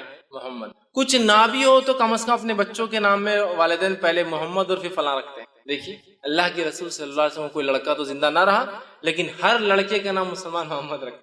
آگے کم از کم چلو نام کچھ ہے تو محمد فلاں ہے نا. دیکھیے وہ سمجھ رہے تھے کہ اس کا نام کوئی لینے والا نہیں. آج سب سے زیادہ نام جو ہے محمد دنیا میں رکھا جاتا ہے. وہ سمجھ رہے تھے کہ اولاد کے خاتمے سے نسل ختم ہو جائیں گے، مشن ختم ہو جائیں گا. اللہ نے ہزاروں لاکھوں صحابہ کھڑے کر دی جنہوں نے مشن کو لے کے چلے، آپ کا نام لے کے چلے. ساری دنیا کے اندر درس و تدریس شروع ہے. یہاں ایک درس ابھی ختم ہو رہا ہے تو وہاں کہیں چالو ہو رہا ہے، وہاں ختم ہو رہا ہے تو وہاں چالو ہو رہا ہے، وہاں ختم ہو رہا ہے تو وہاں چالو ہو رہا ہے، کہیں ختم ہوا تو ہم نے چالو کیا، یہاں سے وہ ہو رہا ہے. ساری دنیا میں سیرت بیان کی جا رہی ہے، قرآن کی تفسیر ہو رہی ہے. اللہ کے رسول صلی اللہ علیہ وسلم کا نام اس میں پھر آ رہا ہے، دشمن کا نام تو غائب ہے. اسی طرح کوئی درس و تدریس نہ بھی ہو تو اذانوں کا سلسلہ ساری دنیا میں کنٹینیوس چل رہا ہے، چین میں چل رہا ہے. سب سے پہلے صبح جاپان میں ہوتی ہے، جاپان میں فجر کی اذانیں شروع ہوگی صبح سے پہلے. جاپان سے معاملہ ہوا ملیشیا، انڈونیشیا، معاملہ چل رہا ہے برما، ویتنام، کمبوڈیا، بنگلہ دیش، ہندوستان، پاکستان، افغانستان، ایران، عراق، سیریا، پھر اس کے بعد آپ چلتے جائیے پورے یورپین کنٹریز، اس کے بعد UK، US. ابھی US میں ختم ہوا فجر کا معاملہ تو ادھر عشاء کا معاملہ پھر جاپان میں چالو ہوگا، معاملہ دن پلٹ گیا، پھر ہی چالو ہوگی. تو ایک گھڑی ایسی نہیں ہے جب محمد صلی اللہ علیہ وسلم کا نام لیا نہیں جا رہا ہے. اذانوں میں لیا جا رہا ہے، درس و تدریس میں لیا جا رہا ہے، کتابوں کی شکل میں پڑھ کے لوگ نام لے رہے ہیں، لوگوں کو ابھارا جا رہا ہے، مثالیں دی جا رہی ہے. مسلم لے رہا ہے، غیر مسلم لے رہا ہے، اچھائی سے لے رہا ہے، برائی سے لے رہا ہے، نام لیکن چل رہا ہے. دشمن کو تو کوئی پوچھنے والا اور پہچاننے والا بھی نہیں سوائے ہمارے کہ کبھی کبھار سیرت میں ہم بول دیتے ہیں فلاں کٹر منافق تھا، کٹر مشرک تھا. تو گویا انہوں نے سمجھا اولاد کا لڑکوں کو ہونا نسلوں کو باقی رکھنے کی بجائے اللہ نے بغیر لڑکے کی بھی نبی کا نام قیامت تک باقی. ان نشانیہ کا ولبتر، تیرا دشمن بے نام و نشان. اور ہو گیا دشمن بے نام و نشان. نبی کا نام لینے والے تو کروڑوں لوگ ہیں، بلینز میں لوگ ہیں جو نام کچھ نہیں تو اپنے بچوں کی نام کی شکل میں نام لے رہے ہیں. درس و تدریس ہے اور اذانیں دی جا رہی جس میں نام آ رہا ہے تو یہ بے نام. اب اس میں ایک بہت امپورٹنٹ پوائنٹ جو نکل رہا ہے وہ کیا ہے، وہ بھی تھوڑا دیکھیں. بہت امپورٹنٹ پوائنٹ وہ کیا ہے؟ نبی کو ان کے لڑکوں کے انتقال پر مشرکین نے ستایا، بات صحیح ہے. اس پر اللہ نے آیت نازل کی، بات صحیح. گویا نبی خود اپنے لیے ایک لڑکا پیدا نہیں کر سکتے تھے. بہت امپورٹنٹ پوائنٹ ہے. یعنی اب اس کی یہاں کیا ضرورت ہے؟ بہت ضرورت ہے اس کی. آج ہم لوگ جب اولاد نہیں ہوتی ہے تو پتہ نہیں کہاں کہاں اولادیں مانگ رہے ہیں. جس سے بھی مانگتے ہو وہ امتی ہے، نبی تو نہیں ہے. جس سے بھی مانگتے ہو، ابراہیم علیہ السلام ہے 80 سال کے ہو گئے اولاد پیدا نہیں کر سکتے. زکریا علیہ السلام کے بال سفید ہو گئے اولاد پیدا نہیں کر سکتے. محمد صلی اللہ علیہ وسلم کو 3 لڑکے ہوئے، تینوں کو بچا نہیں سکے. بہت عبرت ہے اس واقعے. تو جب نبی اپنے لیے لڑکے پیدا، اور ظاہر سی بات ہے آپ سب نے بعد میں بھی کہا ہوا، آپ تیسرے کے بعد چوتھا کوئی لڑکا تو ہوا نہیں. تو نبی اپنے لیے کوئی لڑکا پیدا نہیں کر سکے. پیدا کرنا تو بہت دور کی بات ہے. جب نبی اکرم صلی اللہ علیہ وسلم کے بیٹے کا انتقال ہوا تھا، آپ مسجد نبوی میں تھے، روایت میں آتا ہے کہ لے کر آئے، اور آپ کے بیٹے عبداللہ ہچکیاں لے رہے، مطلب موت کی قریب ہے. اور روایت میں کہ آپ کبھی عبداللہ کو دیکھتے اور کبھی آسمان کی طرف. گو ایک طرح سے گزارش ہے، التجا، اللہ یہ میرا لڑکا ہے. لوگ مجھے ویسے ہی 2 لڑکوں سے بہت تانے دیتے آ رہے ہیں، اب یہ میرا، اور امید بھی نہیں آگے مجھے اولاد ہوں گی، کیونکہ آپ کو بیویاں تو بہت تھی لیکن اولادیں کہاں ہوئی آپ کو دوسرے بیویوں سے. حضرت خدیجہ کے اولادیں کہاں ہیں آپ کو؟ صرف یہ 3 کا ہے. سمجھ رہے آپ بات کو؟ لڑکیاں تھیں تو آپ کو اولادیں بھی نہیں دیگر بیویوں سے اتنے ازواج سے، تو آپ کو لگ رہا ہے کہ وہ اولاد نہیں ہوں گی. اللہ اس کا کیا ہوگا؟ آسمان کو دیکھتے اور دیکھتے، اور اسی حالت میں عبداللہ نے جو ہے ہچکیاں لے کے دم توڑ دیا. تو اپنے بیٹے کو بچا نہیں سکتے. پیدا کرنا زندگی سے دور، اور اللہ ہم پر رحم کرے. پتہ نہیں کون کون ہمارے پاس اولادیں دے سکتا ہے. چوائس کی اولادیں بھی دے سکتا ہے. لڑکا چاہیے، لڑکی چاہیے، 2 لڑکے چاہیے، 3 لڑکے چاہیے، سب چوائس. جس سے مانگا جا رہا ہے امتی ہے، جس امت کا نبی خود اپنے نفس کے لیے لڑکا پیدا نہ کر سکا، لڑکے مر رہے تو بچا نہ سکا. جس کتاب نے، قرآن نے ابراہیم علیہ السلام و زکریا کے تعلق سے کہا کہ گڑا رہے اپنے رب سے کہ اللہ میرا مشن آگے کیسے چلیں گا، لڑکا نہیں ہوگا. تو کیا کوئی امتی اولاد دے سکتا ہے؟ بتائیے دے سکتا ہے؟ کوئی امتی اولاد نہیں دے سکتا، کوئی امتی نہیں دے سکتا. تو ایک بڑا سبق تھا کہ تیرا دشمن بے نام رہے گا، لیکن ابھی آپ کو لڑکا نہیں، ٹھیک ہے، اس وجہ سے آپ کا نام فلاں بن محمد نہیں باقی رہے گا، لیکن تیرا دشمن بے نام، ہم آپ کا نام قیامت تک باقی رکھنے والے. کس شکل میں وہ ایک الگ معاملہ ہے، لیکن آپ کا نام باقی رکھے. اس سے پتا چلا نبی اپنے نفس کے لیے لڑکے پیدا نہیں. قرآن میں اللہ نے اس کی وضاحت کی. اللہ جسے چاہتا ہے لڑکے دیتا ہے، جسے چاہتا ہے لڑکیاں دیتا ہے، جسے چاہتا ہے دونوں دیتا ہے، اور جسے چاہتا ہے کچھ بھی نہیں دیتا. چوائس، اس کی مرضی، اس کی مرضی. سمجھ رہے آپ بات؟ تو یہ بڑا میسج تھا اس. تیرا دشمن بے نام رہیں گا، آپ کو اولاد نہیں، لڑکا نہیں ہے، نبی یہ خوش ہو رہے ہیں، آپ گھبرائے مت، آپ کا نام باقی رکھیں. گویا نبی اپنے نفس کے لیے لڑکا پیدا نہیں کر سکتے. تو رہا امتی لڑکے اور بچے دے رہے ہیں. کتنے بد لوگوں نے پتہ نہیں آستانے اور در بنا دیے، جہاں جا کر فلاں عمل کر لیے تو لڑکے بھی پیدا ہوتے چوائس کے. نہیں بھائی ہم کو تو 4 لڑکے لڑکی چاہیے تو چوائس سے لڑکی بھی لے لیجیے آپ. سبحان اللہ. تھوڑی تو عقل لڑاؤ. قرآن سے دوری کا یہ نتیجہ ہے. انبیاء اپنے لیے نہیں پیدا کر سکتے جو چیز. کون ہے جو امت میں سے وہ چیز دے سکے جو اللہ کے سب سے چہیتے اپنے نفس کے لیے پیدا نہیں کرتے؟ وہ انبیاء ہے نا. تو اسٹرانگ میسج ہے اس کا. اس صورت کے اندر اللہ رب العزت نے اپنے نبی کو دلاسا دیا اور کہا آپ کا دشمن بے نام و نشان رہے گا، آپ کا نام قیامت باقی رہے گا. آئیے اس صورت کی پھر ایک بار مختصر ترجمہ رکھ کے ہم بات کی خاتمے کی طرف چلیں. اللہ نے فرمایا انا اعطیناک، اے نبی ہم نے آپ کو خیر کثیر، حوض کوثر اور جو ہے بہت سارا خیر عطا فرمایا. فصل لربک، تو آپ نماز قائم کی، اللہ کا ذکر کی اور قربانی دیجیے، نہر کیجیے، اونٹ قربان کیجیے. اونٹ کو قربان کرنے کے خاص طریقے کو نہر کریے. ان شانیک والابتر، جو دشمن یہ سمجھتا ہے کہ آپ کو بیٹا نہ ہونے سے نسل ختم ہو گئی، وہ دشمن کو بے نام و نشان دم کٹا بغیر کسی نام کا رکھیں گے، اور آپ کا نام ہے نبی ہم ہمیشہ کے لیے باقی رکھیں گے. اور یہ بھی خیر کثیر کا حصہ ہے کہ نبی کا بیٹا نہ ہونے کے باوجود بھی آپ کا نام لیا جا رہا ہے، لیا جائے گا، لیا جاتا رہا ہے. تو بہرحال یہ اس صورت کا بہرحال کچھ میسج تھا. ہمیں چاہیے کہ ہم جو ہے اللہ کا شکر ادا کریں جو بھی نعمت اللہ نے دی ہے. اس کے لیے نماز اور ہم قربانی کر سکتے ہیں. اور اولاد ہونا یا نہ ہونا، لڑکی ہونا نہ ہونا، یہ اللہ کی طرف سے. ہم کبھی شرک نہ کریں ان تمام کام، اور نہ ہی نماز میں اور نہ ہی قربانیوں میں ایسا کوئی کام کریں جس سے اللہ ناراض ہوتا ہے یا جس سے اللہ کی ناراضگی حاصل ہوتی ہے. تو یہ تھوڑی سی بہرحال بات تھی. اور دیکھیے یہ صورت کتنی مختصر، صرف 3 آیتوں پر مشتمل تھی، کتنے بہترین پیغام لیے ہوئی تھی اپنے اندر. تو پورا قرآن جو ہم کھول کر پڑھیں گے کتنی ساری باتیں ہمارے سامنے آئیں گی. بہت سارے لوگ ہوتے ہیں انٹرنیٹ پر جب یہ ویڈیو جاتے ہیں بہت گالیاں لکھتے ہیں، بہت گالیاں بکتے ہیں، لیکن ہم ان گالیوں کو برائی کے انداز میں لیتے ہیں، ہم اچھائی کے انداز میں لیتے ہیں کہ میرے بھائی کو علم نہیں. لیکن کم از کم یہ خوشی ہوتی کہ سن تو رہے. کبھی آج نہیں کل بات سمجھ میں آ جائے، کلک ہو جائے بات تو کہ انبیاءوں کو اولاد نہیں تھی. کیسے کوئی انسان جو امتی ہوگا جس کا کوئی مقام اور کوئی حیثیت نبی کے سامنے دھول کے برابر بھی نہیں، کیسے وہ دے سکتا ہے؟ تھوڑا غور تو کرے انسان. اولاد دینا زندگی دینے کے برابر ہے. اولاد دینا زندگی دینا. جو خود مر چکے ہیں وہ کیا زندگی دوسروں کو دیتے. جس کے پاس جو ہوتا ہے وہی مانگا جاتا ہے میرے بھائی. جو خود اپنے نفس کو نہیں, اگر کوئی اولاد دے سکتا تو اپنے آپ کو رینیو کرا سکتا تھا نا, زندگی نہیں کرا سکا. تو بہرحال مقصد ہے اللہ کی کتاب کو ہم تھام لیں. تو بہت ساری ایسی گراہیں جو شیطان مان دیتا ہے نا, گراہیں, وہ گراہیں کھل جاتی ہے. اور شرک اور بدعت اور کفر اتنا عام ہو چکا ہے اس امت میں کہ اللہ رحم کرے, نمازوں کو غیر اللہ کے لیے پڑھا جا رہا ہے, قبلے کے الٹا پڑھا جا رہا ہے, خبروں کے اوپر خبر والوں کے لیے پڑھا جا رہا ہے, قربانی اللہ کے علاوہ کی جا رہی ہے. اور ہم دیکھ رہے ہیں, ہم آج کے سوسائٹی میں بیٹوں کو سب کچھ سمجھ رہے ہیں. یہ بھی ایک میسج ہے اس کا, بہرحال بھول گیا تھا بیچ میں, ہے نا. بیٹے رہتے سب کچھ, ارے تم بیٹیاں ہوگی پوری, اب تو گئے. تو ہوتا ہے نا بہت سے لوگ, ارے تم اللہ رحم کرے یار, ان کو پوری بچیاں ہیں. اس میں رحم کی کیا بات ہے؟ اللہ نے رحم کیا تبھی تو بچیاں ہیں. ارے کیسا رحم کیا, اور کیسے بچیوں سے کیا رحم ہوتا ہے؟ آپ سن کی واضح حدیث ہے, جس نے 3 لڑکیوں کو پالا, پرورش کی اور نکاح کر دیا, وہ میرے ساتھ جنت میں. ایسا بتایا ایک دم نزدیک. کسی نے کہا اللہ کو 2 کا کیا, تو کہا اس نے 2 کے ساتھ بھی یہ کیا, وہ میرے ساتھ. تو رحم تو کر دیا نا پہلے. یہ جس کو کہتے ہیں نا بہت بڑے نقصان پہ بولتے ہیں نا, صبر کرو صبر. ویسے حالات ہو. ہم یہ بات بھی یاد رکھیں, ہمارے نبی کو لڑکیاں تھی.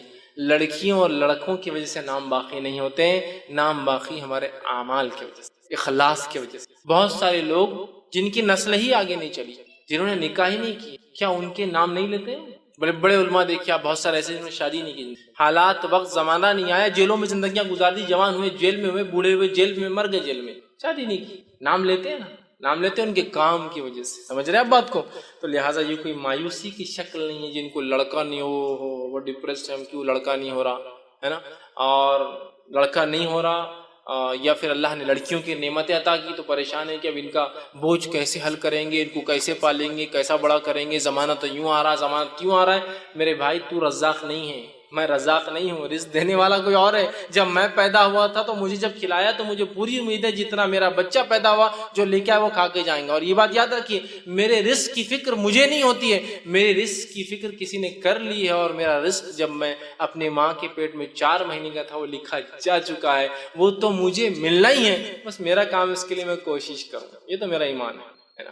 اور علامہ صالح العثیمین رحمہ اللہ بڑی پیاری بات فرمایا کرتے تھے, جو لوگ ہوتے ہیں نا لڑکا بڑھاپے کا سہارا بن کیا ہے کہ سہارے وارے بن, نیک رہا تو ٹھیک, ورنہ آدمی مرتے مرتے تک بولتا ہے کہ اس نے میری سنا نہیں, اس نے میری سنا, مطلب گویا جاتے وقت ہی بدوائیں دے کے جاتا ہے, اس کی زندگی برباد ہو جاتی ہے, اس کی بھی ختم ہو جاتی ہے. ایسا کچھ بھی نہیں لڑکی اور لڑکیوں کے اندر. صالح حسین رحمہ اللہ بڑی پیاری بات فرمایا کرتے تھے, اولاد ہم کیوں پیدا کرتے ہیں؟ وہ کہتے تھے ہم اولاد اس لیے نہیں پیدا کرتے کہ اولاد ہمیں کھلائے پلائے بڑھاپے کا سہارا بنے, ہم اولاد اس لیے پیدا کرتے ہیں کہ یہ اللہ کی عبادت کرے. یہ موٹو ہے. تو لڑکی بھی کرتی ہے اور لڑکا بھی کرتا اللہ, ہے نا. یہ مشن سے کوئی رہے کہ اللہ دینے والا ہے, لڑکیاں دے لڑکا دے, جو دیا نہیں. اچھا جس کو نہیں ہے وہ کیا بول رہا, اللہ کچھ بھی دے تو چلتا. جس کو لڑکیاں دے تو نہیں, اللہ ایک ہاتھ لڑکا ہونے چاہیے. جس کو ایک دے دیا, اللہ 2 ہو گئے تو جوڑی ہو جاتی نا, اکیلا جو ہے پریشان ہے. 2 ہو گئے تو اللہ 3 ہو گئے زیادہ اچھا رہتا نا, اگر ایک آدھ میں سے کچھ ہو گیا کر گیا تو مطلب سیف سائڈ اسٹیپ نہیں ہونا پھر ان کو. اب 3 ہو گئے تو نہیں, اللہ 4 ہو گئے تو 2 جوڑی برابر ہو جاتے ہیں. مطلب ناشکری کی تو حد شروع سے لے کر آخر تک ہے ہماری. نہیں ہے تو ناشکری, کچھ تو بھی دے دیا اللہ چلے گا, دے دیا تو ناشکری کہ ایسا اور ویسا کیوں دیا. چوائس اس میں کہ نہیں اللہ پہلا کم از کم لڑکا ہو جائے, دوسرا کچھ بھی ہو چلتا, کم از کم فرسٹ شاٹ میں اپن کامیاب ہو جاتے, نیکسٹ دیکھا جائے گا لڑکی ہو تو پھر چل جائیں گا, کم از کم ایک لڑکا ہو جائے تو تسلی تو ہو جاتی ہے نا. کچھ بھی نہیں یاد رکھ, کچھ بھی نہیں. لڑکیاں ہیں تو بہت مشکل ہوں گی, لڑکے تو بہت آسانی, کچھ بھی نہیں ہے. لڑکیاں رہی تو لڑکیاں کیا نعمت ہے میں بتاتا ہوں آپ کو, کہ آپ اپنے کمرے میں ہیں, ماں باپ آپ کو بڑے لڑکے ہیں ماشاءاللہ, لڑکا بازو کمرے میں ہے اپنے بیوی کے ساتھ, آپ بوڑھے ماں باپ ہے, لڑکا بازو کمرے, آپ یہاں کھانس رہے, آپ کو بخار ہے, آپ کو زکام ہے, آپ کے پڑوس میں بیٹے کو نہیں پتا ہے, لیکن ایک امریکہ میں لڑکی بہاری آپ نے, اس کو پتا ہے کہ ماں باپ رات میں کھانس رہے ہے نا, اس کا فون آتا صبح, کیا ہوا امی, آپ نے کہتے تیرے بہت کھانسی ہوتی, اس کو نہیں پتا, اس کو پتا. لڑکیاں اتنی فکر مند ہوتی, سمجھ رہے ہیں آپ بات کو. وہاں سے فکر ہے اس کو کہ ماں باپ کا یہاں انڈیا میں کیا چل رہا ہے, وہاں سے فون چل رہا ہے, پڑوس میں بیٹا, اس کو نہیں پتا کیا ہو رہا ہے نا. ایسا نہیں ہے. اولاد جو بھی اللہ نے دی ہو, لڑکی ہو لڑکیاں ہو, فکر مت کیجیے اس معاملے میں, اچھی تربیت کیجیے, اپنے مشن کو حاصل کر لیجیے کہ یہ ہے کہ ہمارے بچے اللہ کی عبادت کرنے والے بن جائیں. باقی کوئی مسئلہ نہیں, آپ سکسیسفل ہیں, ٹھیک ہے, آپ کی نسل یہاں ختم ہوگی, کوئی مسئلہ نہیں. اللہ نے آپ کے لیے پسند کیا تھا, معاملہ ختم, ڈسپیوٹ ختم ہو گیا ہے. اللہ کی ایسی کچھ نعمت ہے جن پہ ہمارا کوئی اختیار نہیں چلتا ہے, تو کیوں اس میں ڈسپیوٹ کر کے اور جھگڑا کر کے فائدہ ہے نا. نہیں, اس کا یہ آپشن ہو سکتا ہے, کچھ آپشن نہیں ہو سکتا اس کا. یہ اللہ کی مرضی, جو دینا چاہیں گا جس کو اور جتنا دینا چاہیں گا دیں گا, نہیں دیں گا, اس کی مرضی ہے. آپ دیکھیے بہت سے بڑے شاہان بادشاہ, کیا پیسے کی کمی ہے ان کو, کیا پیسے کی کمی ہے بتائیے مجھے. وہ 50 سال بعد ایک آدھ بچہ ہوگا, بس ایک ہی اولاد ہوئی ان کو, سب کچھ ہے، بیویوں کی لاتعداد، ان کی نان مسلم کی بات کر رہا ہوں، کوئی حد بھی نہیں ہوتی شادی میں، اولاد۔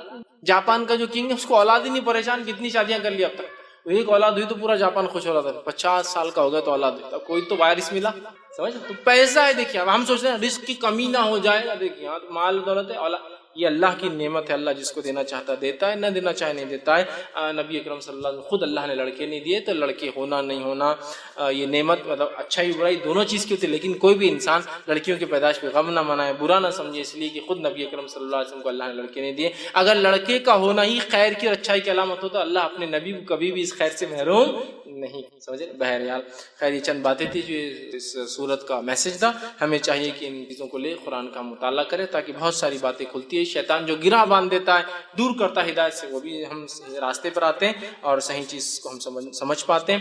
اللہ رب العزت سے آخر میں دعا ہے کہ اللہ سبحانہ وتعالیٰ جو کچھ کہا سنا گیا اس پہ عمل کی توفیق عطا فرمائے، ہم تمام کو یا اللہ جو ہے ہمیں بھی جو ہے خیر کثیر عطا فرما، ہم تمام کو جو ہے نمازی بنا، اور ہم تمام کو جو ہے صرف خالص تیرے لیے نماز اور قربانی کرنے والا بنا، اور ہم تمام کو جو ہے ایسے کام کرنے کی توفیق عطا فرما جس کام کی بنیاد پر ہمارے جانے کے بعد بھی ہمارے ثواب کا جو ہے معاملہ جو ہے چلتا رہے، جب تک ہمیں زندہ رکھ، اسلام اور ایمان پر زندہ رکھ، خاتمہ ہمارا ایمان پر ہو۔ آخر دعوانا الحمد للہ رب العالمین، سبحان ربک رب العزت عما یصفون وسلام علی المرسلین والحمد للہ رب العالمین۔ بسم اللہ الرحمن الرحیم، الحمد للہ رب العالمین، والصلاة والسلام علی خاتم النبیین والمرسلین، رب اشرح لی صدری ویسر لی امری واحلل عقدۃ من لسانی یفقہوا۔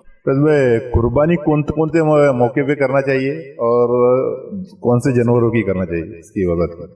بھائی نے ایک سوال کیا کہ قربانی کون سے موقع پہ کر سکتے ہیں اور کون سے جانوروں کی کر سکتے ہیں۔ دیکھیے قربانی جو ہے یہ خاص لفظ ہے، ذبیحہ ایک لفظ ہے جو ہم عام ذبح کرتے ہیں، کوئی بھی جانور جو ہم کھانے پینے کے لیے استعمال کرتے ہیں۔ قربانی خاص لفظ ہے جو اللہ کا قرب حاصل کرنے کے لیے انسان جس جانور کو ذبح کرتا ہے اس کو قربانی کرتا ہے۔ ذبیحہ تو ہم روز کرتے ہیں، کھانے پینے کے لیے کرتے ہیں۔ بھائی کا سوال ہے قربانی کب کب کی جا سکتی ہے۔ ایک تو قربانی کی جا سکتی ہے عید کے لیے، بقرعید کے لیے، جو کہ 4 دن ہوتی ہے، یوم النحر 10 ذی الحجہ، اور اس کے بعد ایام تشریق 3 دن ہوتے ہیں اس کے بعد، تو گویا 10 ذی الحجہ، 11 ذی الحجہ، 12 ذی الحجہ، 13 ذی الحجہ، یہ 4 دن۔ اس کے علاوہ انسان نظر مانا وہ قربانی کر سکتا ہے، مثال کے طور پہ منت جس کہ اللہ فلاں ہو تو فلاں کو، جیسا اس صحابی نے ایک منت مانگی تھی نظر کہ فلاں جگہ وہ قربانی کریں گے، وہ صحیح مسلم کی روایت ہے، تو منت یا نظر کی قربانی کی جا سکتی ہے۔ اسی طرح شکرانے میں بھی قربانی کی جا سکتی ہے کہ اللہ کوئی نعمت عطا کر دے، شکرانے میں وہ کرتے، جیسے کہ اولاد کی نعمت اللہ نے عطا کی تو عقیقہ کیا جاتا ہے، یہ شکرانے کے طور پر ہے، ٹھیک ہے، کہ ایک نعمت اللہ نے دی اور ہم اس کو جو ہے ذبح کر رہے ہیں، تو شکرانے کے طور پر ہو سکتا ہے۔ عقیقے کا معاملہ ہو سکتا ہے، عقیقے میں یہ بہرحال یہ واجب ہے، کرنا چاہیے، تو شکرانے کے لیے ہو سکتا ہے، عقیقے کے لیے تو عید کے لیے آپ کر سکتے ہیں، اسی طرح نظر کے لیے آپ کر سکتے ہیں، عقیقے کے لیے آپ کر سکتے ہیں، شکرانے میں آپ جو ہے قربانی یہ بہرحال کر سکتے ہیں۔ اس کے لیے ضروری شرائط وہ ہے کہ اللہ کے نام سے ہو، نیت بھی اللہ کے لیے ہو، اور ایسی جگہ ہو جہاں کفر و شرک نہ ہوتا، ورنہ لوگ سمجھیں گے آپ بھی اس میں شامل۔ آپ کن کن جانوروں کی آپ قربانی کر سکتے ہیں؟ تو قربانی کے لیے خاص طور سے جو اللہ کے قرب حاصل کرنے کی جو قربانی میں ہم جانور کرتے ہیں وہ 4 قسم کے جانوروں کی 8 وہ ہو جائیں گے، جوڑے ملا کر 8 ہو جائیں گے، ٹھیک۔ اونٹ اور اونٹنی 2 ہو گئی سمجھ لیجیے، گائے اور بیل یہ 2 ہو گئے سمجھ لیجیے، 4 ہو گئے۔ اس کی طرح بکرا اور بکری یہ 2 ہو گئے، 6 ہو گئے، اور مینڈا اور مینڈی یہ 2 ہو گئے، 8۔ تو گئے 4 قسم کے جانور جو 8 ہو جاتے ہیں، ان کے مذکر اور مؤنث ملا کر ان کی قربانی کی جاتی ہے۔ جانور ذبح کر کے کھانا کون کون سے جانور ہے؟ تو حلال بہت جانور ہے، حلال بہت سارے جانور ہیں، اس کے علاوہ بھی بہت سارے جانور حلال ہیں، لیکن حلال ہونا الگ چیز ہے قربانی کے لیے، اس لیے میں نے پہلے فرق کیا، قربانی اللہ کی قرب حاصل کرنے کے لیے ہوتی ہے، تو خاص قربانی جو 4 دن ہم کرتے ہیں اس میں تو یہ 4 جانور ذبح۔ حلال کے اعتبار سے آپ بھینس کھانا چاہے کھائیے، حلال ہے، آپ ہرن کھانا چاہیے اگر آپ کے علاقے میں آپ کو اجازت ہو تو وہ حلال ہے، آپ کر سکتے ہیں۔ اسی طرح جو ہے گھوڑا آپ کھا سکتے ہیں، گھوڑا بھی حلال ہے یاد رکھیے، لیکن اب اس سے آپ بہت زیادہ پریشان مت ہوئیے، حلال ہے، لیکن ہمارے پاس چونکہ اکثریت یہ جانتی نہیں ہے اور یہ بہت عجیب و غریب مسئلہ بن جاتا ہے اگر کوئی بیان کرے تو، لیکن گھوڑا جو ہے ایک ایسا جانور ہے جو حلال ہے اور اس کو کھایا جا سکتا ہے۔ اسی طرح جو ہے جنگلی گدھا آپ کھا سکتے ہیں، اور شہری گدھا بولے تو یہ گدھا جو ہوتا ہے، شروعات کے دور میں اللہ کے رسول نے اجازت دی تھی گدھوں کی، لیکن بعد میں کہا کہ جنگلی گدھا حلال ہے، اور شہر میں جو چلتے چھوٹے گدھے ہوتے ہیں نا یہ بہرحال ہمارے لیے حلال ہے۔ بہرحال ایسے بہت سارے اور بھی جانور ہیں، تو حلال کی طرح سے مچھلیاں ہیں تو پوری حلال ہے، وہ ایک الگ قربانی کے لیے، لیکن یہ 4 جانور کھانے کے اعتبار سے، حلال کے اعتبار سے بہت سارے، بہرحال اس میں سے آپ جو چاہے وہ کھا سکتے ہیں۔ اس نے ایک سوال کیا کہ ابراہیم علیہ السلام نے بھی اولاد ہونے کے لیے منت مانگی تھی، کیا یہ بات صحیح ہے؟ اگر کوئی انسان اولاد ہونے کے لیے منت کر سکتے ہیں کیا؟ دیکھیے ابراہیم علیہ السلام نے اولاد ہونے کے لیے کوئی منت مانگی تھی، ایسا تو میں نے کبھی نہ حدیث میں پڑھا نہ قرآن نے اس کے بارے میں تفصیلات دی۔ منت مطلب نظر کہ اللہ اگر مجھے اولاد دے دے تو میں یہ کروں گا، ایسی کوئی وضاحت تو حدیث میں بھی نہیں آتی اور ایسی کوئی وضاحت نہیں۔ ہاں دعا کی تھی آپ نے جب دوسرا نکاح کیا تو کہا ربی حب لی من الصالحین، چونکہ امید ہو گئی کہ شاید اس بیوی سے اولاد ہو کہ اللہ مجھے نیک اولاد عطا فرما، تو ابراہیم علیہ السلام نے تو کوئی منت مراد نہیں مانگی، یا جس کو نظر کہتے ہیں۔ تو رہا سوال کیا اولاد کے لیے نظر مانگی جا سکتی ہے، منت مانگی جا سکتی ہے؟ ہاں بالکل، اولاد کے لیے کوئی نظر مانگ سکتا ہے، لیکن یہ پسندیدہ عمل نہیں۔ آپ صلی اللہ علیہ وسلم نے فرمایا اللہ تعالی نظر کے ذریعے، منت کے ذریعے، کنجوس جو پیسے نہیں خرچ کرتا پیسے خرچ کرواتا ہے، جو آدمی عبادت نہیں کرتا اسے عبادت کروا لیتا ہے۔ سمجھ رہے بات؟ نظر مانگے تو پورا کرنا واجب ہے، لیکن نظر مانگنا بذات خود پسند نہیں کیا گیا، اللہ کے رسول نے پسند نہیں کیا۔ اسے کہا کہ کنجوس جو خرچ نہیں کرتا نا اللہ نظر کے ذریعے خرچ کرا لیتا اس، اور جو عبادتیں نہیں کرتا اللہ نظر کے ذریعے کرا لیتا اس۔ لیکن نظر مانگے تو پورا کرنا واجب ہے، یہ بات یاد رکھیے، لیکن نظر مانگنا اپنی ذات سے خود کوئی پسندیدہ عمل نہیں کہ آپ نے بہت پسند کیا کہ مانگو۔ سمجھ رہے آپ دونوں میں فرق؟ تو لہٰذا اولاد کے لیے نظر آپ مانگ سکتے ہیں، بالکل حلال اور جائز ہے، ٹھیک ہے بات سمجھ، لیکن کوئی پسندیدہ عمل تو نہیں، اس لیے کہ ہم کیوں اپنی عبادتوں کو خاص کریں کہ ایسا ہو تو ہی میں ایسا کروں گا، لیکن اگر مانگے تو کرنا پڑیں گا۔ اے اللہ فلاں مسئلہ ہوگا تو 2 روزے رکھوں گا یا رکھوں گا، 10 مسکینوں کو کھانا کھلاؤں گا یا کھلاؤں گی، اور جو ہے تیرے گھر کی جو ہے زیارت کر کے مطلب جو ہے عمرہ کر کے آؤں گا یا آؤں گی، یہ نظریں ہو سکتی ہے۔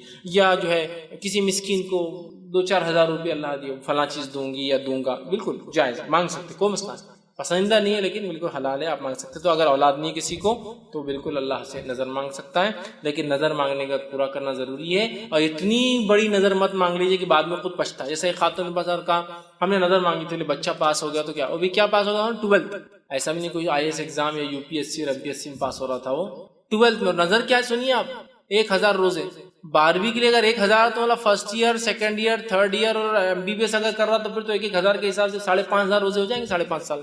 یہ کوئی طریقہ ہے کہ یہ روزے کی اتنے روزے ہوتے تو نہیں؟ بولے ہم کنفیوز تھے کہ 1000 روزے مانگیں گے 1000 نمازیں مانگیں گے، چلو 1000 روزوں کو چھوڑ دیتا، 1000 نمازوں پہ آتے ہیں۔ 1000 رکعت نماز کس کو بولتے ہیں؟ دن بھر میں صرف 17 رکعت اللہ نے فرض کی، فجر کی 2، ظہر کی 4، عصر کی 4، مغرب کی 3 اور عشاء کی 4، یہ 17 رکعت ہوتی فرض۔ 1000 رکعتیں مطلب اگر ڈیلی 17 اور واجب الوتر ملا کے ہم 20 کر لیتے ہیں تو وہ 20 کے حساب سے ڈیلی آپ لگائیے انہوں نے کتنی نمازیں مانگ لی، کتنی 1000 رکعت، کئی مہینوں کی نماز، یہ 30 دن کے اندر 600 رکعت پڑھتا ہے انسان، صرف فرائض پڑھے، 2 مہینے کی نماز، کچھ مطلب یہ تو کہ میں نے کہا آپ مانگتے 2 رکعت 20 رکعت زیادہ، یہ کیا آپ نے مانگ لیا 1000 رکعت؟ آپ پورا کہاں سے ہوگا، فرائض پورے نہیں ہوتے جلدی ہم سے، اور آپ نے 1000 رکعتیں مانگ لی۔ تہجد نہیں پڑھ پاتے 8 رکعت روز، ہم 1000 رکعتیں آپ نے مانگ لی، تو آپ نظر کو توڑیے، آپ تو بہرحال ایسی نظر مانگیے جس کو آپ پورا کر پائے۔ نہیں اللہ یہ فلاں مسئلہ ہوتا تھا، اور عورتوں کو تو بس دھکے پہ نظر چلتی، اللہ یہ ہوگا فلاں ہو گیا، 10,000 روپے دے دوں گی، شوہر بول رہا ہے میں مر جاؤں گا، 10,000 کمانے کی طاقت نہیں ہے، اور تو بول دے رہی 10,000 روپے نظر دیں گے، پھر بعد میں نہیں اب کچھ تو سلوشن نکالو، حل نکالو اس کے 10,000 روز کا، کہاں سے نکلیں گے؟ نظر وہ ہو جو آپ کر سکتے ہو، اللہ 2 رکعت نماز، 10 رکعت نماز افورڈیبل کر سکتے ہیں، اللہ 2 روزے 3 روزے، چونکہ 30 روزے تو اللہ نے سال میں ہم پہ فرض کیے، 30 روزے سال میں، سمجھ آپ، سال میں 30 روزے یا 29 روزے، اور آپ 1000 روزے، یا کچھ لوگ میں نے دیکھا 40 روزوں کی منت مانگتے چلے۔ آپ کو اللہ 30 روزے زیادہ فرض نہیں کر رہا، بوجھ نہیں ڈال رہا، اور آپ 40 روزے فرائض سے بھی آگے بڑھ جا رہے ہیں، آپ تو لمٹ میں 2 روزے 3 روزے 1 روزہ یہ ہو سکتا ہے، یہ بہرحال لمٹ نہیں مان دے، بہرحال اولاد کے لیے مانگی جا سکتی ہے، کوئی حرج نہیں۔ کسی نے سوال کیا ہم منت کرتے ہیں کہ اگر یہ کام ہو جائے گا تو ہم اللہ کے نام پر قربانی کریں گے تو غریبوں میں تقسیم کریں گے، تو کیا یہ قربانی کا گوشت ہم خود کھا، اچھا کیا غریبوں میں تقسیم کریں یا خود کھا سکتے ہیں؟ دیکھیے میں سمجھتا ہوں جب آپ منت مانگ رہے، نظر مانگ رہے قربانی کرنے کی اللہ کے لیے، تو اللہ کو راضی کرنے کے لیے ایک مانگ رہے، تو ظاہر سی بات ہے خالی ذبح کرنا تو ایک نیت پہنچتی ہے، عملاً تو یہ کہ آپ جب غریبوں میں دیں گے تو اس کا، اگر میں کو اللہ میں منت نظر مانگ رہا ہوں کہ میں قربانی کروں خود کھا جا رہا ہوں پوری قربانی، تو یہ کوئی ایسا لاجیکلی سمجھ میں نہیں آ رہا، پھر آپ نے بینیفٹ کس کو دیا اس کا؟ اپنا نفع کر لیا۔ جب آپ منت مانگ رہے کہ اللہ میں قربانی کروں گی تو میں امید کرتا ہوں کہ یہ آپ کھا سکتے حلال ایک حصہ، لیکن یہ نہیں کہ آپ پورا کھا جائیں، سمجھا، پورا ہی آپ نے کھا لیا۔ جب آپ نظر مانگ رہے ہیں تو آپ لوگوں کو دیں، لیکن اگر آپ نے نظر مانگی اللہ میں قربانی کروں گا، اور اس کا گوشت کا آپ نے کوئی نظر نہیں مانگی کیا کروں گا، خود کھاؤں گا دوں گا، تو ایک الگ بات ہے، لیکن پھر بھی تقاضا تو یہی ہے کہ جب آپ نے اللہ کے لیے کچھ تو اس کے بندوں کو کچھ فائدہ ہو تو صدقہ دوں گا، کچھ فائدہ ہو تو الگ بات ہے، آپ خود بھی کھا سکتے ہیں، حرام نہیں ہوگا، لیکن میں یہ کہنا چاہ رہا ہوں کہ جب آپ نے قربانی کی تو اس کا فائدہ اگر غریبوں کو ہو تو میں سمجھتا اللہ راضی اور خوش بھی ہوں گا، اور یہ کام ہونے کے بعد ہی کریں گے، ظاہر سی بات ہے، نظر کی کوئی بھی چیز بعد میں ہوتی ہے، اور جب اللہ نے کوئی عطا کر دی کوئی چیز تو میں تو سمجھتا ہوں لوگوں کو آپ کچھ عطا کریں، اللہ رب العزت خوش ہوتا ہے صدقات و خیرات سے، بہرحال حرام نہیں ہے، آپ خود بھی کھا لے تو لیکن دینا چاہیے، ہاں کچھ کھائے اور کچھ دے، کچھ میں کوئی حرج نہیں، جیسا میں نے قربانی کیا ایک حصہ رکھا 2 حصے بانٹ دیے، آدھا رکھا آدھا بانٹ دیا، لیکن دینا چاہیے تاکہ دوسرے بھی کھائے اور اس سے جو ہے اللہ تعالیٰ کی خوشنودی ہو کہ غریبوں کو فائدہ ہو آپ کی۔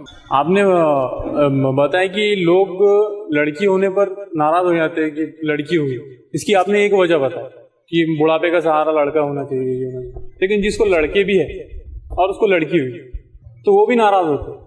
اس سے میں نے میرے تجربے سے ایک اس کا ریزن یہ نکلتا ہے کہ اس کی شادی کروانا پڑے گا بڑی ہو کر، اور آج کل غیر قوم کا چھوڑیے، ہماری قوم میں جو گمراہ ہیں ان کا چھوڑیے، جو کتاب و سنت پر چلتے ہیں ان کا کرائٹیریا یہ ہے، آج معذرت کے ساتھ بولتا ہوں کہ ساری باتیں ہیں آپ کے پاس لیکن پیسہ نہیں ہے، تو وہاں بات آ کر اٹک جاتی ہے، اس لیے لوگ لڑکی ہونے پر ناراض ہو جاتے ہیں۔ جس کے پاس پیسہ ہے وہ ٹھیک ہے، لیکن جس کے پاس نہیں ہے وہ کیا کرے؟ بھائی نے بہت اچھا پریکٹیکل سوال کیا کہ لڑکی پیدا نہ ہو، چاہے آپ جیسا میں نے کہا جس کو لڑکیاں تو ٹھیک ہے وہ تو پریشان، لیکن جس کو لڑکی ہے پھر بھی لڑکی تو پریشان تو اس کی ایک وجہ بتانے ہیں کہ اس کی وجہ یہ ہے کہ لڑکی بڑی ہوں گی تو اس کی شادی کرنا پڑیں گی، اور جو سسٹم ہمارے پاس ہے مسلم اور غیر مسلم، پھر مسلمس کے اندر چاہے بدعتی ہو چاہے مشرک ہو چاہے توحید پرست ہو، سب کے پاس ان کا کہنا مسئلہ یہی ہے کہ پیسہ چاہیے ایٹ دا اینڈ، جو کہ لڑکی کی شادی میں خرچ کرنا پڑتا ہے، جو وجہ بن رہی لڑکیوں کی پیدائش روکنے کی اور نہ ہونا۔ میں کہوں گا واقع میں اور حقیقت میں مشرکین مکہ کے نزدیک جو بھی مسئلہ، ان کا پیسہ مسئلہ نہیں تھا، یہ ہم جانتے ہیں، ان کا مسئلہ عزت اور شان تھی، لیکن آج لڑکی کی پیدائش جو بوجھ سمجھا جا رہا ہے وہ بوجھ سمجھنے کی ایک بہت بڑی وجہ میں بھی کہہ سکتا ہوں 90% سمجھ لی یہ وجہ ہو سکتی ہے، وہ یہی ہے کہ اس کے لیے پیسہ کہاں سے لائیں گے، پرورش کرو، پڑھاؤ لکھاؤ اور پھر شادی بھی کرو تو اس کے ساتھ، یہ بہت خطرناک مسئلہ ہے۔ اب کیا کیا جا سکتا ہے اس معاملے؟ ہم تو سمجھا کے تھک گئے، بول کے میں تو تھک جاتا ہوں، کبھی کبھار تو اتنا سخت بولتا ہوں کہ کچھ لوگ مجھے ملتے ہیں تو بولتے فیض بھائی اتنا بھی سخت نہیں دینا، تھوڑا سا اگر آپ تھوڑا کم بولے تو اچھا، آپ ڈائریکٹ اس کو حرام بول دیتے ہیں، رسموں کو حرام بول دیتے ہیں۔ میں اس لیے کہتا ہوں تم رسموں میں پیسہ خرچ کرواتے ہو، شادی میں پیسہ خرچ کرواتے ہو، آنے جانے کا بھاڑا ان سے لیتے ہو، ولیمے ان سے کراتے ہو، بہت سے لوگ میں نے کہا ولیمہ لڑکی والے کر کے دیتے ہیں، تم سب کرواتے ہو، تو پھر میں کیوں نہیں بولوں گا ان چیزوں کو حرام جو آپ کو غلط چیز کی، ایک چیز جو غلط چیز کی طرف لے جاتی ہے اس کی پوری چین غلطی ہوتی ہے۔ آپ نے فرمایا نا کہ لعنت ہو شخص پر جو انگور لگائے، انگور لگانا حرام نہیں ہے، بس بازو شراب کا کارخانہ انگور چلے جائیں گے، اس نیت سے لگائے تو لعنت ہے، لعنت تو جو توڑے، لعنت تو جو ٹرانسپورٹ کرے، لعنت تو جو پیسے، لعنت جو پیک کرے، لعنت تو جو بنائے، لعنت تو جو سرو کرے، لعنت تو جو بیچے، سب پر لعنت، اور لعنت تو جو لکھے 9 لوگوں پہ لعنت، شروعات جس سے بھی سب حرام۔ میں نے کہا یہ رسومات سب بدعتیں اور یہ سب خراب، اس لیے میں سب کو حرام کہتا ہوں، نہیں تھوڑا سا اچک کی اجازت دینا، میں کسی کی اجازت نہیں دیتا ہوں رتی برابر میں، لیکن اب ہم کیا کریں، الٹیمیٹ یہ ہے سماج میں کہ یہ حال ہے، اور میرے ذاتی تجربے تو بہرحال آپ کے تھوڑے رہیں گے، میرے تو ہزاروں لوگوں سے تجربات رہے، خود اسلامک ریسرچ سینٹر کا ایک میرج بیورو تھا، اس کے بھی تجربے میرے پاس ہیں، ایک سے ایک ایسے تجربے، کبھی رات میں یاد کرو تھوڑی دیر جاگتے رہنا پڑتا ہے، نیند نہیں آتی کہ کیا ایسا بھی ہوتا ہے، لوگ ایسا بھی سوچتے ہیں کہ ایک صاحب نے 6 لڑکیاں ریجیکٹ کی، میں نام بھی نہیں لے رہا ہوں اور گمنام بات کر رہا ہوں، 6 لڑکیاں ریجیکٹ کی، 6 لڑکیاں ریجیکٹ کرنے کے بعد جو لاسٹ لڑکی کو ریجیکٹ کی اس کا ریزن میں نے پوچھا، بہت ہو گیا یار 6 ریجیکٹ کر، تو کیا ریزن دیا معلوم ہے؟ تھوڑی سی اس کی مانگ بڑی تھی، بولے مانگ چوڑی، تو ڈر تھا کہ بال جلدی جھڑ جائیں گے، میں نے کہا تم اٹھ کر یہاں تک آئے، اس کے اسٹیمپ پر لکھ کے دے سکتے کہ تمہارا بچہ زندہ بچیں گا، اس کے ساتھ زندگی گزاریں گا اور وہ ہوں گا، جو اس کے بال جھڑیں گے اس کے لیے تم اس کو ریجیکٹ کر رہے، یہ حالت ہے، میں بالکل پریکٹیکل بات کر رہا ہوں، بھائی نے کہا تجربے میرے بہت زیادہ تجربے، قرآن حدیث کے مطابق لڑکی چاہیے، قرآن حدیث کے مطابق لڑکی، قرآن حدیث کے مطابق قرآن حدیث کے مطابق، سن کے ایسا لگتا ہے کہ آپ ان کہاں ہیں دنیا کے اندر، لوگ کتنے آگے ماشاءاللہ تخمین قرآن حدیث، وہ آپ نے ریجیکٹ کر دیا اس لڑکی کو، اس کو قرآن آتا تھا، وہ حافظ قرآن تھی اور وہ فلاں اسکول سے پڑھی ہے، اس کی دینی تعلیم اتنی اچھی، وہ عربی جانتی ہے، اس کو فارسی آتی ہے اور نمازی ہے، کس وجہ سے ریجیکٹ کیا؟ وہ کب 2 رنگ کے لائے تھے ان کے گھر والوں نے، آدھے کپ الگ تھے اور آدھے کپ الگ تھے، کب دیکھنے گئے تو آپ پہلے بولنا چاہیے تھا کہ آپ کب پسند کرنے جا رہے تھے، ہم کب رکھ دیتے تھے آپ کے سامنے، آپ کو لڑکی نہیں چاہیے کب چاہیے، نہیں مطلب جیسا اس سے پتا چلتا ہے نا، کیا پتا چلتا رہا احمق انسان، کب سے تم پتا کرو کسی کے ایمان اور تقوی کا، کہ قرآن حدیث کیوں بول رہے تھے، تم بول کیا ہو، کب چاہیے، گاڑی چاہیے، اچھی چادر چاہیے، اچھا وہ چاہیے، ہم ہے تو ٹھیک ہے تو بولیں چل نکل یہاں سے، کب ریزن ہے آپ کی شادی میں؟ بہت برے حالات ہیں بھائی، میں اس معاملے میں کیا کہوں اور کیا نہ کہوں، بس یہ حالت۔ مسئلہ یہ ہے کہ جب میرے بیٹے کا نکاح ہے، میری بیٹی کا نکاح ہے، سمجھ لی، تو میرا حال تو یہ ہے، بیٹی کا نکاح ہے نا میرے، بس فلاں اب آیا نہیں، وہ آپ کی بچی ہم کو پسند نہیں آ رہی، کیوں پسند نہیں آ رہی صاحب؟ میری تھوڑا رنگ اس کا کم ہے، زیادہ رہتا ہے تو ابھی کر لیتے تھے، تھوڑا کم ہے کیا ہوا، اللہ نے بنایا، میں نے پرسنل مینوفیکچر تو نہیں میری، کچھ نہ کچھ تو ہوں گا نا اللہ کی طرف سے، تھوڑا رنگ زیادہ ہونا اس کا۔ بچی ماں کی ایسی ہوتی ہے نا، کر لیتے، باپ پہ چلے گی نا رنگ میں تو ذرا مشکل ہے۔ بھائی میری بچی ہے، اس کا آپ کیوں نہیں کرنی، وہ تھوڑی سی ذرا صحت مند، ہم کو ایگزیکٹلی 55 kg کی چاہیے، 55 کلو والی، آپ کی تھوڑی 58 کلو تک بھر جا رہی ہے، تو مرغی خریدنے جا رہے ہیں نا ویٹ کے حساب سے، آپ کی 58 ہو جا رہی، تھوڑا 3 kg ایکسس ویٹ ہو رہا ہے اس کا، تو میں نہیں لے سکتا، تو یہ قدموں میں گر رہا ہے شادی کرنا۔ تو یہ تو بات سمجھ میں آ رہی کہ سماج ایسا ظلم کر رہا ہے، اور یہ غلط۔ اب اس کی بیٹی سمجھو جیسے تیسے شادی ہو گئی، الحمدللہ، اب یہ نکل رہا ہے مرد اور عورت ساسوں سے جو بننے والے، کیا کے لیے؟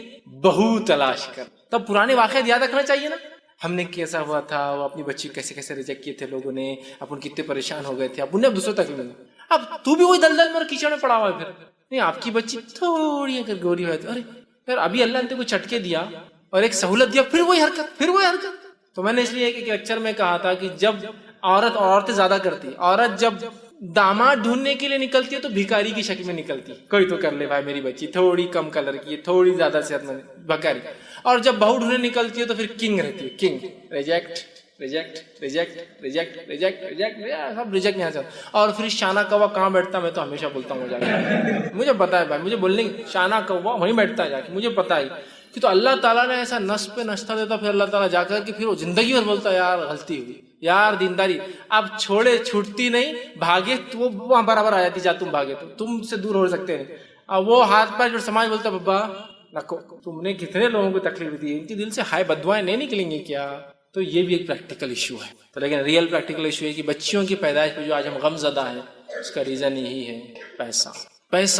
ایک شادی کا واقعہ سنا تھا، ایک صاحب مجھے کہنے لگے، وہ ایک مہم چلاتے ہیں، اڑوپی کے رہنے والے، سعودی عرب میں جاب کرتے ہیں، لیکن وہاں ان کی مہم مشن چلتا ہے، اچھا مشن ہے۔ شادی میں کھانا نہیں ہونا حرام نہیں ہے، لیکن اچھا مشن ہے، میں بھی سپورٹ کرتا ہوں ایسے مشن، حرام نہیں ہے لیکن اچھا مشن ہے، چونکہ وہ بھی خرچے میں آتا ہے، بہرحال حرام نہیں لیکن اچھا مشن، انہوں نے ایک مشن بنا، وہ مجھے سنانے لگے، میں نے کچھ ایکسپیرینسز سنائیے آپ کی، تو کہا میرا ایکسپیرینس یہ کہ ہمارے ایک رشتے دار تھے اور ان کی بچی کا جو ہے نکاح، وہ جو ہے ایک لڑکے کو رشتہ ہے، انہوں نے نہیں دیا، دوسرے لڑکے کا رشتہ ہے، دے دیا۔ ہوا یہ کہ شادی سے 3 دن پہلے وہ لڑکے والوں نے کہہ دیا کہ ہم کو یہ لڑکی پسند نہیں ہے۔ یہ تبھی کا واقعہ جب آپ کو پتا اڑوپی کا ایک واقعہ ہوا تھا، وہ چکن بریانی اور مٹن بریانی پہ رشتہ شادی ٹوٹ گئی تھی، اس کے 2-3 دن بعد میں اڑوپی میں تھا، ساؤتھ انڈیا کی خبر پورے پیپروں میں آئی تھی، چکن بریانی کے اور مٹن رشتے، لڑکے والوں نے بولے تھے مٹن بریانی ہونا، مسلم فیملی تھی، اور لڑکی والوں نے بنایا تھا چکن بریانی، رشتہ ٹوٹ گیا تھا، مان لو آپ چلے گئے تھے، وہ پولیس آئی، سب بہت لمبا کیس ہوا، اس کے 3-4 دن بعد میں وہاں تھا اڑوپی کے، تو ان سے بھی انٹریکشن ہوا، تو وہ بتانے لگے ایسا ہوا، اور باہر سے آئے تھے چھٹی میں تو ملاقات ہوگی، تو کہا میں 30 سال سے کوئی شادی میں کھانے کے لیے نہیں گیا، کیوں تو میں ایک مشن چلا رہا ہوں، لڑکی پہ اتنا بھی بوجھ نہیں، حلال ہے لیکن اتنا ہی بوجھ نہیں ہونا چاہیے۔ میں نے کہا ایکسپیرینسز کچھ شیئر کیجیے، تو کہا انہوں نے کیا کیا، لڑکی کو اب جب 3 دن پہلے انہوں نے ریجیکٹ کر دیے، تو انہوں نے فوراً اس لڑکے سے شادی طے کر دی جس کا پہلے رشتہ آیا تھا، تو انہوں نے کہا میں ان کے پاس گیا اور میں نے کہا پہلے تم نے رشتہ کیوں ریجیکٹ کیا تھا؟ تو اس کی ہم کو دینداری پسند نہیں تھی۔ کیا پسند نہیں تھی؟ دیندار۔ پھر اب کیوں کر دیا؟ کیا بولنے لگے معلوم؟ کھانے کا پورا انتظام ہو گیا تھا نا، تو شادی کیوں ہوئی؟ کھانے کے لیے۔ اور شادی کیوں ٹوٹی 2 دن پہلے وہاں؟ کھانے کے لیے۔ تو شادی کر رہے ہیں یا کھانے کے لیے کر رہے ہیں؟ آپ سمجھ میں نہیں آ رہا۔ شادی کر رہے ہیں یا زیور کے لیے کر رہے ہیں؟ آپ شادی کر رہے ہیں یا خوبصورتی؟ کیا سمجھ میں نہیں آ رہا امت کا۔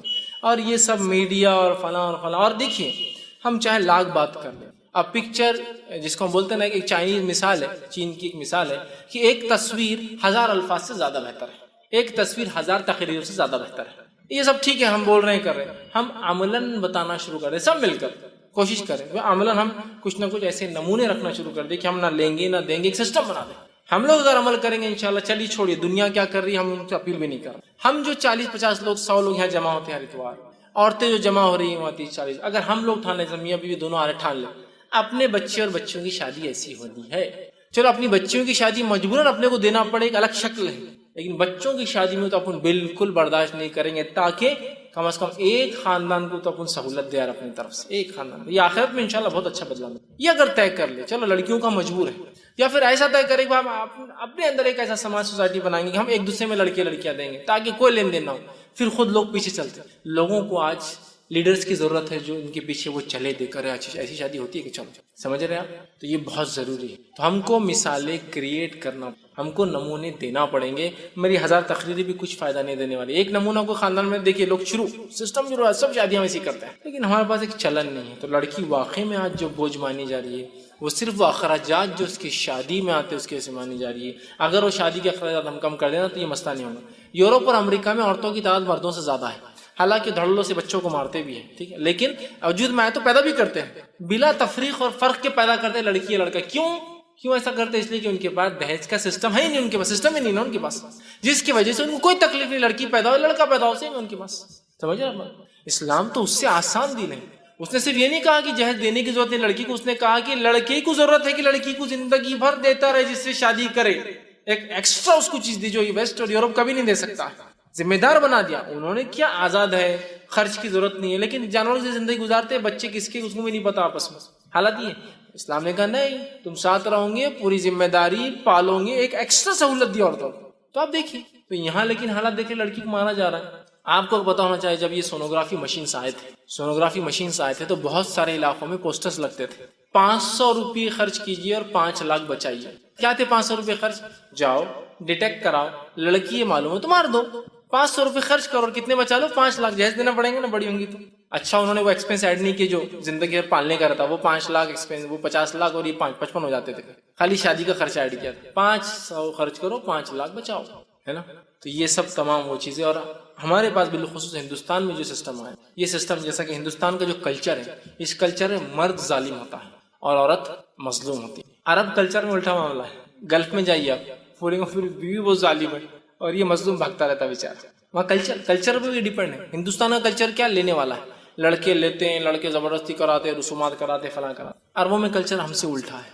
وہاں حالات یہ ہے کہ گورنمنٹ اپیل کرتی ہے لڑکیوں سے کہ مہر کم لو رے بابا، مہر کم لو، تمہارا مہر بہت زیادہ ہو رہا ہے، 40 سال تک شادی نہیں کر سک رہے.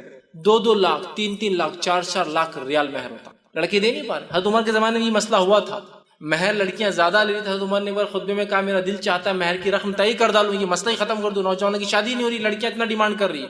تو عورت اٹھ کے کہا تھا تم کون ہوتے ہیں نا، وہ پورا واقعہ اسی لیے تھا. آج بھی وہ مسئلہ ہے. تو وہاں الٹا مسئلہ ہے ہندوستان میں. یہاں مرد ظالم ہوتے جو کھینچ کے لیتے ہیں، وہاں معاملہ میں کہہ رہا ہوں عورتیں وہ ہوتی ہیں وہ لیتی شاہ سے مہر، چلو اتنا دو اتنا دو، فلاں کرو، میں اتنے دن فلاں رہوں گی، ایسا رہوں گا، یہ خرچہ تم کو اٹھانا اور اس کو سب کرنا پڑتا ہے. یہ کلچرل ڈفرینس سمجھ رہا. تو ہندوستان میں یہ ایک تو آبادی الحمدللہ زیادہ ہے، اور اس پر یہ جو غلط کلچرل ہم نے امپیکٹ لیا ہے کہ لڑکی پرایا دھن، لڑکی کیا کیا بتانے، یہ لڑکی کو دینا پڑتا، لڑکی ایسا لڑکی ویسا اور فلاں. اس کی وجہ سے جو ایک ماحول کریٹ ہوا، یقیناً یہ جہیز شادی کے اخراجات بہت بڑی وجہ ہے جس کی وجہ سے انسان پریشان ہوتا ہے. یہ چھوڑ دیجیے، آج کل الحمدللہ لوگ بہت سمجھدار ہو رہے ہیں، یہ بات کو سیکھ رہے ہیں، سائنٹیفکلی یہ بات سمجھ رہے ہیں. اور میں ہمیشہ کہتا ہوں ساسوں کو کہ اگر لڑکا نہ ہو تو کبھی اپنی بہو کو مت کوسنا، اپنے بیٹے کو لات مارنا اور اس کو کوسنا کہ تو ایک لڑکا پیدا نہیں کر سکا. اس لیے کہ سائنسی اعتبار سے ہم جانتے ہیں عورت کے اندر جو بنیاد بنتی ہے بچے کی پیدائش کے لیے، اس کو کروموزومز کہتے ہیں. اس میں ایکس 2 سیٹ آف کروموزوم ہوتے ہیں، اور مرد کے اندر ایکس اور وائی دونوں ہوتے ہیں. جب عورت کا ایکس اور مرد کا ایکس ملتا ہے تو بنتی ہے لڑکی، اور عورت میں چونکہ ایکس ہی ہوتا ہے، اس کا ایکس اور مرد کا وائی ملتا ہے تو بنتا ہے لڑکا. تو عورت کے اندر کوئی طاقت نہیں ہے، اللہ نے کی صلاحیت، ویسے وہ دنیا میں اعتبار سے کہہ رہا ہوں، ویسے اللہ کے ہاتھ میں جو کچھ ہے کوئی صلاحیت نہیں کہ اپنے لڑکا لڑکی پیدا کرے. وہ مرد سے نکل کر نطفہ جو جاتا ہے وہ ڈیسائیڈ کرتا ہے کہ لڑکا ہو یا لڑکی ہو. تو اپنے بیٹے کو کوسنا کہ کیا کرا یہ لے کے آیا، ہمارے لیے ایک لڑکا نہیں پیدا کر سکتا. بہو کو مت کوسیے، بیچاری کا کوئی دوش ہی نہیں، وہ تو ریسیپینٹ ہے، صرف وہ اولاد کو لیتی ہے، تمہارے بچوں کو تمہارے خاندان کو آگے بڑھانے کے لیے صرف اپنے پیٹ میں بڑا کرتی ہے، پالتی ہے، دودھ پلاتی ہے، اس بھی کوسے. اور ایک عجیب فطرت ہے، یہ فطرت کو بھی تھوڑا سمجھنے کی ضرورت ہے. جتنا ظلم عورتوں نے عورتوں پہ کیا نا، مردوں نے عورتوں پہ کبھی نہیں کیا. چیلنج سے کہتا ہوں، جتنا ظلم عورت پر کرتی ہے، بیٹا تو بھی برداشت کر لے رہا کہ مجھے بیٹی ہوئی، ساس کو برداشت نہیں ماں کو کہ مجھے پوتی ہوئی. میرا عورت ہو کے عورت پہ ظلم کرتی ہوتی ہے. اور دنیا میں چاہت دیکھو کیا ہے، بکرے ہونا بکریاں ہونا بکریاں، مرغے ہونا مرغیاں ہونا مرغیاں، انڈے مرغے انڈے تھوڑی دیتے. بھینس ہونا ہیلے ہونا، بھینس ہیلا ایک ہی رہتا بنا ہوا کہیں تو بھی بھینسے ہونا، گائے ہونا بیل ہونا، لڑکی ہونا لڑکیاں ہونا، لڑکے. ارے واہ, باقی جنس میں تو سب میں آپ کو مونس فیمیل چاہیے, اور یہاں اگر اپنے لیے میل. ارے ذرا سن, تو عورتوں نے عورتوں پہ جتنا ظلم کیا نا مردوں نے ان پر نہیں کیا, خود ظلم کرتی ہے عورت. یہ بھی ایک وجہ ہو سکتی ہے, لیکن اصل وجہ جو بھائی نے کہا بہت حد تک یہی انالیسس میرا بھی ہے کہ یہ شادیوں کے اخراجات ہیں جس کی وجہ سے یہ ظلم اور ستم کے تحت عورت دب رہی ہے, اور ان کی پیدائش کو خاموخواہ غیر فطری طور سے روکا جا رہا ہے اور جاری ہے. اللہ تعالیٰ ہم تمام کو سمجھ دے کہ اس مسئلے کو ہم سمجھیں, ورنہ آنے والا زمانہ بہت سخت ہے. اور میں ہمیشہ کہتا ہوں دور گھوم کر آتا ہے. جس پوزیشن میں آج میرا سسر ہے اور میں اس کو تکلیف دے رہا ہوں اس کی بیٹی کی وجہ سے, کل وہی پوزیشن میں آ کے کھڑا ہو جاؤں, اور کوئی ایک دوسرا آدمی شاید وہ زمانے کے اعتبار سے اور ایڈوانس اور تکلیف دے ہوں گا, وہ جب آ کے مجھے تکلیف دیں شاید اس عمر میں اس کو برداشت کرنے کی نہیں رہوں گا. تو میں امید کرتا ہوں سہولت دے اور سہولت لے, آسانی دے آسانی لے, اچھا کر اور اچھا بدلہ پا. ٹھیک ہے کہ جو یہ 3 حصے کیے جاتے غریبوں کا, اپنا خود کا اور رشتہ داروں کا, تو یہ سنت سے ثابت ہے یا سمجھو اپنی کرتے ایسا جو 3 حصے کرتے, تو اس کے ذرا وضاحت کر دیجیے. بھائی نے ایک سوال کیا کہ عقیقے کے جو 3 حصے کرتے ہیں تو کیا یہ سنت سے ثابت ہے یا ہم لوگ ہی کرتے ہیں؟ سنت سے ایگزیکٹلی ایسا لفظ نہیں ہے کہ ایک رشتہ داروں میں, ایک خود کے لیے اور ایک مسکینوں میں. کلو, حدیث میں جو لفظ ہے صحیح مسلم کا, کلو کھاؤ, ودخرو اور کچھ اسٹاک کر کے رکھو, وتصدق اور کچھ صدقہ کرو, یہ لفظ ہے حدیث. کھاؤ, ذخیرہ کرو اور صدقہ کر دو. تو وہ لوگ کچھ بولتے ہیں کھاؤ سے مراد جیسا کلیجی وغیرہ ہم بناتے ہیں کھا لیتے ہیں, ذخیرے میں وہ ہے جو ہمارا پارٹ ہے, اور ایک پارٹ صدقہ کرو. سمجھ رہے ہیں؟ تو 3 کرتے کہ ایک خود کے لیے ایک مسکینوں کے لیے وہ کرے. حدیث میں ایسا لفظ نہیں ہے, کھاؤ, ذخیرہ کرو, اسٹاک کرو کچھ, اور باقی کا صدقہ کرو. تو یہ ڈیپینڈ ہے, کوئی پورا جانور کھا لے بھی تو اس کو کوئی ملامت کے لائق نہیں, کوئی پورا بانٹ دے بھی تو کوئی غلط کام نہیں کیا. میں کیوں کہہ رہا ہوں, بہت سے لوگ بولتے ہیں ارے 1/3 تو کھانا ہی پڑتا. اب سمجھو ایک بیل ذبح کر لیا, اب گھر میں آگے 40 کلو گوشت, اب 40 کلو کہاں پورنے, مطلب کون کھائے گا گھر میں, ایک چھوٹی سی فیملی, نہیں کھانا ہی پڑتا, 1/3 اپن کھانا, تو یہ قربانی قبول ہوتی. کھاؤ, رکھو, دے دو, ذخیرہ کر لو, کچھ بھی کرو, شریعت نے کچھ آپ کو منع نہیں. لیکن ظاہر سی بات ہے کو ہم پورا کھا لے تو کھا سکتے ہو. پھر قربانی کیا دی یار تم نے, مطلب حرام نہیں ہے لیکن پھر کیا سیکھا قربانی سے کہ تم بانٹ بھی دے رہے اس کو, خالی خون بہا دیا. تو کوئی بھی آدمی سنیں دینا چاہیے یار, جب قربانی کی تو یہ جذبہ تو آنا چاہیے دینے کا. تو اس وجہ سے علماء لکھتے ہیں تاکہ کم از کم لوگ دے. لیکن اس میں مسئلہ یہ ہو کچھ لوگ جو مالدار ہے وہ نہیں کھانے سے پڑیں گے اور پریشان ہو رہے کھا کھا کے, یا پھر بڑے کا کرتے اور بانٹ دیتے, چھوٹے کا کرتے رکھ لیتے. ایسا بھی نہیں ہونا چاہیے, بانٹنا چاہیے, اس لیے غریبوں کو بھی موقع ملتا ہے اس میں. تو بہرحال آپ جو کرنا چاہے کریں, شریعت نے اسی کو 3 ایگزیکٹلی کیٹیگریز نہیں. کسی نے سوال کیا کیا انسان کو لائف ٹائم میں 4 شادیاں کرنا ہے بائی ہز ول, اس کی مرضی سے, یا پھر انسان کی وہ پیریڈ آف ٹائم 4 شادیاں ہی ہو سکتی ہے. لائک ویز کی ایک انسان نے 7 شادیاں کی ہیں بٹ ایٹ پریزنٹ 4 میرجز ہے. کسی نے سوال کیا کیا ایک انسان ایک وقت میں 4 کریں گا یا پورے زندگی میں 4 کریں گے؟ تو اس سے مراد یاد رکھیے ایک وقت میں اس کے پاس 4 بیویاں رہیں گے, زیادہ سے زیادہ لائف ٹائم میں کتنی بھی ہو سکتی. جیسا آپ بہت ساری روایتیں پڑھیں گے, حضرت علی کے ماما جیسا حضرت عمر ابن خطاب جو ہے ان کو 5 بیویاں تھیں یا 7 بیویاں, تو ایٹ اے ٹائم 4, پھر انتقال ہوا تو پھر نیکسٹ. مطلب صحابہ کی اگر آپ زندگی دیکھیں تو ایسے بہت کم صحابہ ملیں گے جن کا کوئی بھی ایک سلاٹ خالی رہتا ہوں گا 4 میں سے. جیسی کوئی ہوتا ایک, جیسی کوئی ہوتا ایک, جیسی کوئی ہوتا ایک, جیسی کوئی ہوتا ایک. مطلب انتقال ہوا کہ فوراً نکاح کر لیتے تھے. ٹھیک ہے, سمجھ رہے ہیں بات کو. تو لہٰذا ایسا بہت کم ملیں گے صحابہ جن کی 4 سے کم بیویاں تھیں. تو اس سے مراد ہے ساری زندگی میں 4 شادیاں نہیں, کسی با ایک وقت 4 بیویوں کا ہونا. ایسا ایک بیوی تھی, انتقال ہو گیا ولادت کے اندر, اب 3 ہو گئے, 4 تھے, پھر ایک وہ کر سکتا ہے. لیکن اب اوور آل اس کی سیرت میں کیا, اس کی تاریخ میں کیا لکھا جائے گا, 5 بیوی. ایک کی ڈیتھ کے بعد پھر وہ ایڈ ہو گئی. پھر ہو سکتا ہے کسی کی کس وجہ سے ڈیتھ ہو گئی یا طلاق ہو گئی, پھر ہو گئی 3, پھر اس نے ایک کر لیا, تو اب لکھا کتنا جائیں گا اس کے بایوڈا میں 6 بیویاں, لیکن اس کے ایٹ اے ٹائم 4 تھیں. تو لہٰذا یہی مانا. تو اگر کسی انسان کی 7 شادیاں ہوئی ہے لیکن ایٹ پریزنٹ 4 ہے, طلاق دے دیا ہوں گا یا انتقال کر گئی ہوں گی, تو ظاہر سی بات ہے ہو سکتا ہے پھر وہ مور دین یا خلا لے لی ہوں گی, چھوڑ دی ہوں گی. تو ایک وقت میں 4 مانا ہے. ایسا الگ الگ وقت میں اس کی ایک سے زائد, مطلب 4 سے زائد بھی ہو سکتی ہے کہ ایک کیا انتقال ہوگی, پھر ایک کیا تو وہ 5 ہوگی, پھر انتقال ہوگی, طلاق ہوگی, پھر ایک کیا, ایسے کتنے بھی ہو سکتی ہے, اس میں کوئی حرج نہیں. السلام علیکم. یہ عام طور سے دیکھا گیا ہے کہ بڑے بڑے گھروں میں, اور آج بھی ہو رہا ہو, کہ جب نوشا اپنے گھر سے کھانے کے لیے آتا ہے تو ڈور کے پاس میں انڈے رکھتے تھے کہ وہ نوشا کے شو سے پھوٹ جائے. اور ایک آپ کے کالی مرغی کا ذبح کرنا, کالی ہونا بولتے, کالی مرغی ذبح ہونا, یہ عجیب رسم ہے. یہ آج بھی چل رہی ہے, آج بھی ہو رہی ہے. جی, تو میں تو نہیں سمجھتا کہ یہ یہ ٹھیک ہے کر کے، یہ شرک ہے کہ بھائی نے ایک سوال کیا کہ بہت سے لوگ نکاح میں انڈا رکھتے ہیں تاکہ پیر لگ جائے یا پھوٹ جائے، یا کالی مرغی، خاص کالی مرغی، اور میں اس میں اور اضافہ کرتا کالی مرغی الٹے پر والی، الٹے پر بھی ضروری ہوتا ہے، کالی مرغی الٹے پر والی منگل کریے اس کے لیے، ٹھیک۔ تو بہرحال اس کی کیا ہے، اگر کس نے یہ سوچا کہ اس انڈا لگنے سے اس کو نظر نہیں لگیں گی دولہے کو، بلائیں ٹل جائیں گی، کالی مرغی نہیں ہوگا، تو اس نے شرک کیا۔ آپ صلی اللہ علیہ وسلم حدیث سے کسی کو کسی توہام نے کسی کام سے اگر روک لیا تو اس نے شرک کیا۔ یہ وہ ہے انڈے کو پیر لگ جائے گا تو دولہے کی حفاظت ہو جائے گی، مرغی اگر کالی الٹی پر اس کترا بتا دے یا تو فنا ہو جائے گا۔ ساتھ شادی شدہ مردوں کے سر پہ اگر سہرا لگ کے آئیں گا تو یہ بھی سہاگ، مطلب اس کی بیوی نہیں مریں گی، یا پتہ نہیں یہ نہیں مرے گا، کیا معنی ہوتا ہے اس کا نہیں معلوم، چونکہ عورتیں سہاگن کا لگاتی، مطلب یہ ہمیشہ بیوی والے ہیں، اب مرد کا لگائیں گا تو بہرحال پتہ نہیں کچھ تو بھی ہوتا ہے، ساتھ لگائے تو بولے اس کا شوہر مرتا نہیں، اس کی بیوی مرتی نہیں، تو یہ تمام چیزیں توہام ہیں، مطلب یہ ایسی چیزیں اس کے اسلام میں کوئی بیسس نہیں ہے، بنیاد نہیں ہے، تو لہٰذا کالی مرغی، انڈا، نمک اتارنا، بھلاوے رکھنا، یہ تمام چیزیں شرک ہے۔ اور اگر کوئی بولے نہیں شرک نہیں، ہم کو پتہ نہیں تھا ہم نے کر دیا، تو بھی یہ ایک سخت ایسا عمل ہے جس کو فوراً اس نے سیکھے ہو تھوڑا، اس لیے کہ جب آپ شادی کرے تو آپ کو پتہ ہونا چاہیے اس میں کیا کرنا چاہیے، جب گاڑی لے تو آپ کو پتہ ہونا چاہیے اس کے لینے میں کیا دعائیں پڑھنا ہے کیا نہیں، یہ سب پارٹ ہے ہمارے دین کا۔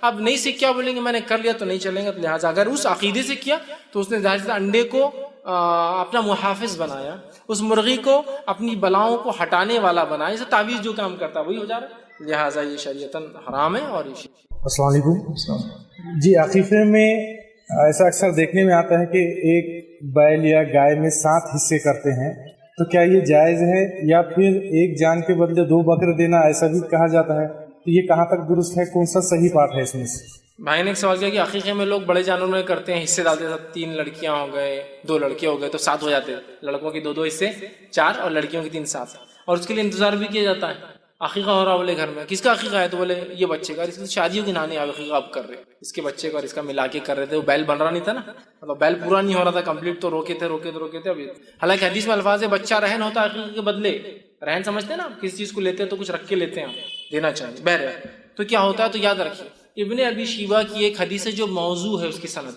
اس میں ہے کہ بیل میں یا گائے میں بڑی جانور عقیقہ ہوتا ہے، جو کہ موضوع ہے سند۔ باقی صحیح عمل کیا ہے؟ صحیح عمل یہ ہے کہ لڑکے کے لیے 2 دم مطلب جان خون، اور لڑکی کے لیے 1 دم کے الفاظ، سمجھ رہا؟ تو لہٰذا لڑکے کے لیے 2 بکرے، بکری، مینڈا، مینڈی، کچھ بھی چل سکتا ہے، 2 مذکر مؤنث دونوں چلیں گے، نہ بہت سے لوگ بولتے بکری میں ہوتا ہے، بکری میں ہوتا ہے، اور لڑکی کے لیے 1 بکرا یا بکری، مینڈا یا مینڈی، چھوڑا جانا دمبا یا دمبی بول سکتے اگر گلف میں ہوتا، ٹھیک، لیکن مینڈے کی قسم ہوتی تو یہ چلیں گا۔ تو 2 جان اور 1 جان کے لفظ ہے، 2 حصے اور 1 حصے نہیں، اور اس کو بیل پر خیاس ہے، خیاس، جبکہ دلیل موجود ہے آپ صلی اللہ علیہ وسلم اور صحابہ میں سے کسی نے بھی بڑے جانور میں عقیقہ نہیں کیا، حالانکہ بڑا جانور بہت موجود تھا، کثرت سے نہیں کیا، اور وہ حدیث موضوع ہے سندن، اور باقی صحیح حدیثوں میں ملتا ہے 1 کرے، 2 کرے اور 1 کرے۔ لڑکے کی پیدائش پر طاقت نہ ہو اور 7واں دن آ جائے، لیکن 1 کی طاقت ہے تو 1 کرنا بھی چل جائے گا، لیکن 7ویں دن نہ 2 کی طاقت ہے نہ 1 کی، تو کوئی مسئلہ نہیں، لیٹ اٹ بی، جتنے جلدی ہو سکے 14ویں دن کوئی بات نہیں، 21ویں دن نہیں، پھر زندگی میں کبھی بھی جیسی سہولت ہو، لیکن اب بچوں کو جمع مت کرتے جائیے، 2 بچے چلو بکرے میں کریں گے، 2 ہو گئے ابھی، لیکن اپنا خاندان بہت بڑا ہے اور 1 کھندو، 1 لڑکی کو چلو 3 ہو گئے جمع کر رہے، پھر 7 بکرے بڑی دعوت کریں گے، اللہ نے نعمت دی چھین لی تو پھر پچھتاتے رہے، یار کر دینا چاہیے تھا عقیقہ، جلدی کر دیجیے نا، نعمت اللہ نے دی ہے، شکرانے میں ہے یہ، اور رہن کے لفظ ہے، اس لیے علماء کہتے ہیں واجب ہے، رہن کے لفظ ہے، بچہ رہن ہے عقیقے کے بدلے، مطلب واجب ہے عقیقہ کرنا، تو کیوں واجب چیزوں کو اپنی دعوت اور اپنے ذائقے کے لیے لیٹ کرنا؟ ارے جو ہے استعداد، ٹھیک ہے دعوت کی طاقت نہیں نا، بانٹ دو، نہیں وہ کیا ہے ان کی جو بچے کی امی ہے نا، وہ ذرا ہمارے مائکے میں مطلب اپنے گئے ہوئے ہیں، 40ویں دن آئیں گے تو 40 دن چلا کریں گے، ارے واہ، شریعت بدلیں گے ہم، اپنے آپ کو نہیں بدلیں گے۔ عقیقے میں کیا ماں کا رہنا ضروری ہے؟ بچے کا رہنا ضروری ہے؟ کوئی چیز ضروری نہیں، ارے آپ سعودی عرب میں عقیقہ یہاں کیجیے نا، کسی کو بول کر، کہیں بھی ہو سکتا ہے یار، لیکن ہم اپنے حساب سے دین کو ٹرن کریں۔ اگر گورنمنٹ ایجنسی سے یہ آئے کہ 7th ڈے لاسٹ ہے فارم بھرنے کا، بھریں گے نا 21 دن میں بھریں گے نا، 2 سال بعد کرتے کیا، اور لائن لگا کے تڑپ کے جا رہے ہیں، ارے یار ابھی 6 دن باقی ہے نا، ابھی تو آج ہی ڈکلیئر ہونا، کام پہلے ہو جانا، شریعت بولی 7ویں دن کر دو، نہیں یہ نہیں، ابھی تو مصروف رہتے، اتنی تھکان ہو جاتی، بچے کا ٹینشن رہتا، بچے کی بیماری تو جلدی کرو، میں تو کہتا ہوں ٹینشن جلدی اتارو، ہاں صدقے میں بھی آ جائیں، نہ وہ نہیں ہوتا، 7वें दिन देखेंगे, अभी 40वें दिन उनकी अम्मी आएंगे, बच्चा आएगा, फिर फला होगा, फिर हम ये करेंगे। अरे नाना भी कर सकता है, दादा भी कर सकता है, कोई भी रास्ता से ना मुसलमान कह सकता है तुम्हारा अकीका मैं कर दूं, वो भी पैसे जायज है इसका, अकीका से। तो लिहाजा एक दम या 2 दम हिस्से नहीं है, तो छोटे जानवर में ही अकीका होगा। लड़के के लिए 2, लड़की के लिए 1, और मजबूरी में लड़के के लिए 1 भी किया जा सकता अगर माली इस्तात ना हो तो। 7 दिन में 1 की है तो 7वें दिन 1 ही कर दीजिए। अल्लाह के रसूल ने अपने एक नवासे का अकीका 1 बकरे में, इसलिए कि आप सल्लल्लाहु अलैहि वसल्लम हज़रत अली के भी कफील थे, हज़रत फातिमा के भी थे, मतलब एक तरह सुसर भी है और जिम्मेदार भी है, तो लिहाजा आपने किया। हज़रत अली भी कर सकते थे, लेकिन अल्लाह के रसूल के जिम्मेदार थे, बड़ा बंदा। ऐसा अगर वालिद किसी के मौजूद है और वो कहे अब्बा कर रहे तो अपन कैसा रिश्ता, चलो वो कर रहे, समझ रहे, कर सकते हैं। तो अल्लाह के रसूल दोनों की जिम्मेदार थे, हज़रत अली के भी थे और इनके भी थे, तो लिहाजा आपने किया। कोई भी कर सकता, नाना कर सकता है, दादा कर सकता है, चचा, मामू, ताया, कोई भी मुसलमान कह सकता है भाई चलो अल्लाह ने तुमको दिया औलाद, चलो मैं करता हूँ, तुम्हारा अकीका हो जाए। भाई का एक सवाल है कि अगर किसी इंसान की शादी होगी, समझो अकीका नहीं हुआ, अकीका चूंकि वाजिब है, जब याद आए कि नहीं हुआ तब करना है, चाहे इंसान की उम्र फिर 100 साल की हो और याद आ जाए नहीं हुआ अब्बा का, दादा का, अभी किया जा सकता है। वैसे भी सवाल ये है कि सीने पर हाथ बांधने की जो रिवायत सही इब्न खुज़ैमा में आती, तो उसके ताल्लुक से कुछ लोग बोलते हैं कि नासिरुद्दीन अलबानी ने उसको ज़ईफ करार दिए कि उसके अंदर मोहम्मद बिन इस्माइल नाम का जो शख्स है सनद में, तो वो शख्स ज़ईफ है, तो सही है क्या? देखिए बहुत सी बार ये नमाज में हाथ कहाँ बांधते हैं, इस पे बहुत ज़्यादा मसाइल लोग उठाते हैं और मुझसे बहुत ज़्यादा लोग सवाल करते हैं। इस मामले पे मैं ये कहूँगा कि इस पर एक बहुत लंबी बहस और गुफ्तगू जो है उसकी ज़रूरत है। ये इतना आसान नहीं है इस चीज़ को, जैसा कुछ लोग कह देते हैं ये फ़लाँ फ़लाँ रावी है। इस मामले में एक सबसे बेहतरीन तकरीर या सबसे बेहतरीन बयान जो काफ़ी बहस, मुदल्लल बहस से बुनियाद है, वो अबू ज़ैद ज़मीर का नमाज में हाथ कहाँ बांधे। मैं कहूँगा कि आप उसको देख लें, उसमें बहुत अच्छे से आपको तफसीलात मिल जाएंगी, ताकि मुझे चूँकि एक दर्स से मेरे लिए मुमकिन नहीं कि मैं किसी भी चीज़ पर बहस करूँ रावियों पर, उस पर हम एक रावी को सही कहेंगे वो ज़ईफ़ कह देंगे, वो ज़ईफ़ कहेंगे हम सही कहेंगे, तो मसला नहीं, हल नहीं है। लिहाजा मुहद्दिसीन का जो कलाम है किन किन ने क्या कैसे, उन्होंने बहुत तफसील में रखा। मैं चाहूँगा किसी को अगर ये बहस में जाना है तो उनका वो उन्वान जो है। फैज़ भाई, ये सवाल था कि कुर्बानी का जो जानवर होता है और अकीके का जानवर, इन दोनों में फ़र्क है या अकीके में कोई भी जानवर जो है हम ज़ुबाह कर सकते हैं? भाई ने सवाल किया कि अकीका और कुर्बानी के जानवर में कोई फ़र्क है ऐसा शराइत के अतबार से, कंडीशंस के अतबार से। कुर्बानी के जानवर पर जो शराइत लागू है, 1 साल का होना, दांत वाला होना, उसके बाद जो भी है वो शराइत जो है अकीके के जानवर पे लागू नहीं है। लिहाजा अकीके में आप कोई भी जानवर ज़ुबाह कर सकते हैं। देखिए बहुत सी बात होता है ना, दांत वाला बकरा 5000 का है, समझो अकीके में कोई शर्त नहीं, आप 2000 में आ रहा है, 2-3 महीने का, वो भी काट सकते। कुर्बानी असल है, समझ रहे हैं बात को, इसमें शराइत नहीं है। तो ज़्यादा सही जो मामला है वो यही है कि इसमें कोई कंडीशन नहीं। हालांकि कुछ सलफ़ के उलमा ने कहा कि अकीके में वही कंडीशन जो कुर्बानी में, लेकिन वो उनका ख़यास है, उसके लिए उनके पास कोई दलील मौजूद नहीं है, तो लिहाजा दलील की गैर मौजूदगी में हम कह सकते कोई भी जानवर, चूँकि हदीस में ज़ुबाह करो, अगर ये जानवर में शराइत होते तो अल्लाह के रसूल के ताल्लुक सहाबा ज़रूर बयान करते कि हज़रत हुसैन का अकीका हुआ, अल्लाह के रसूल ने फला ज़ुबाह किया। खाली है कि एक किया इसलिए कि आपके इस्तात नहीं थी।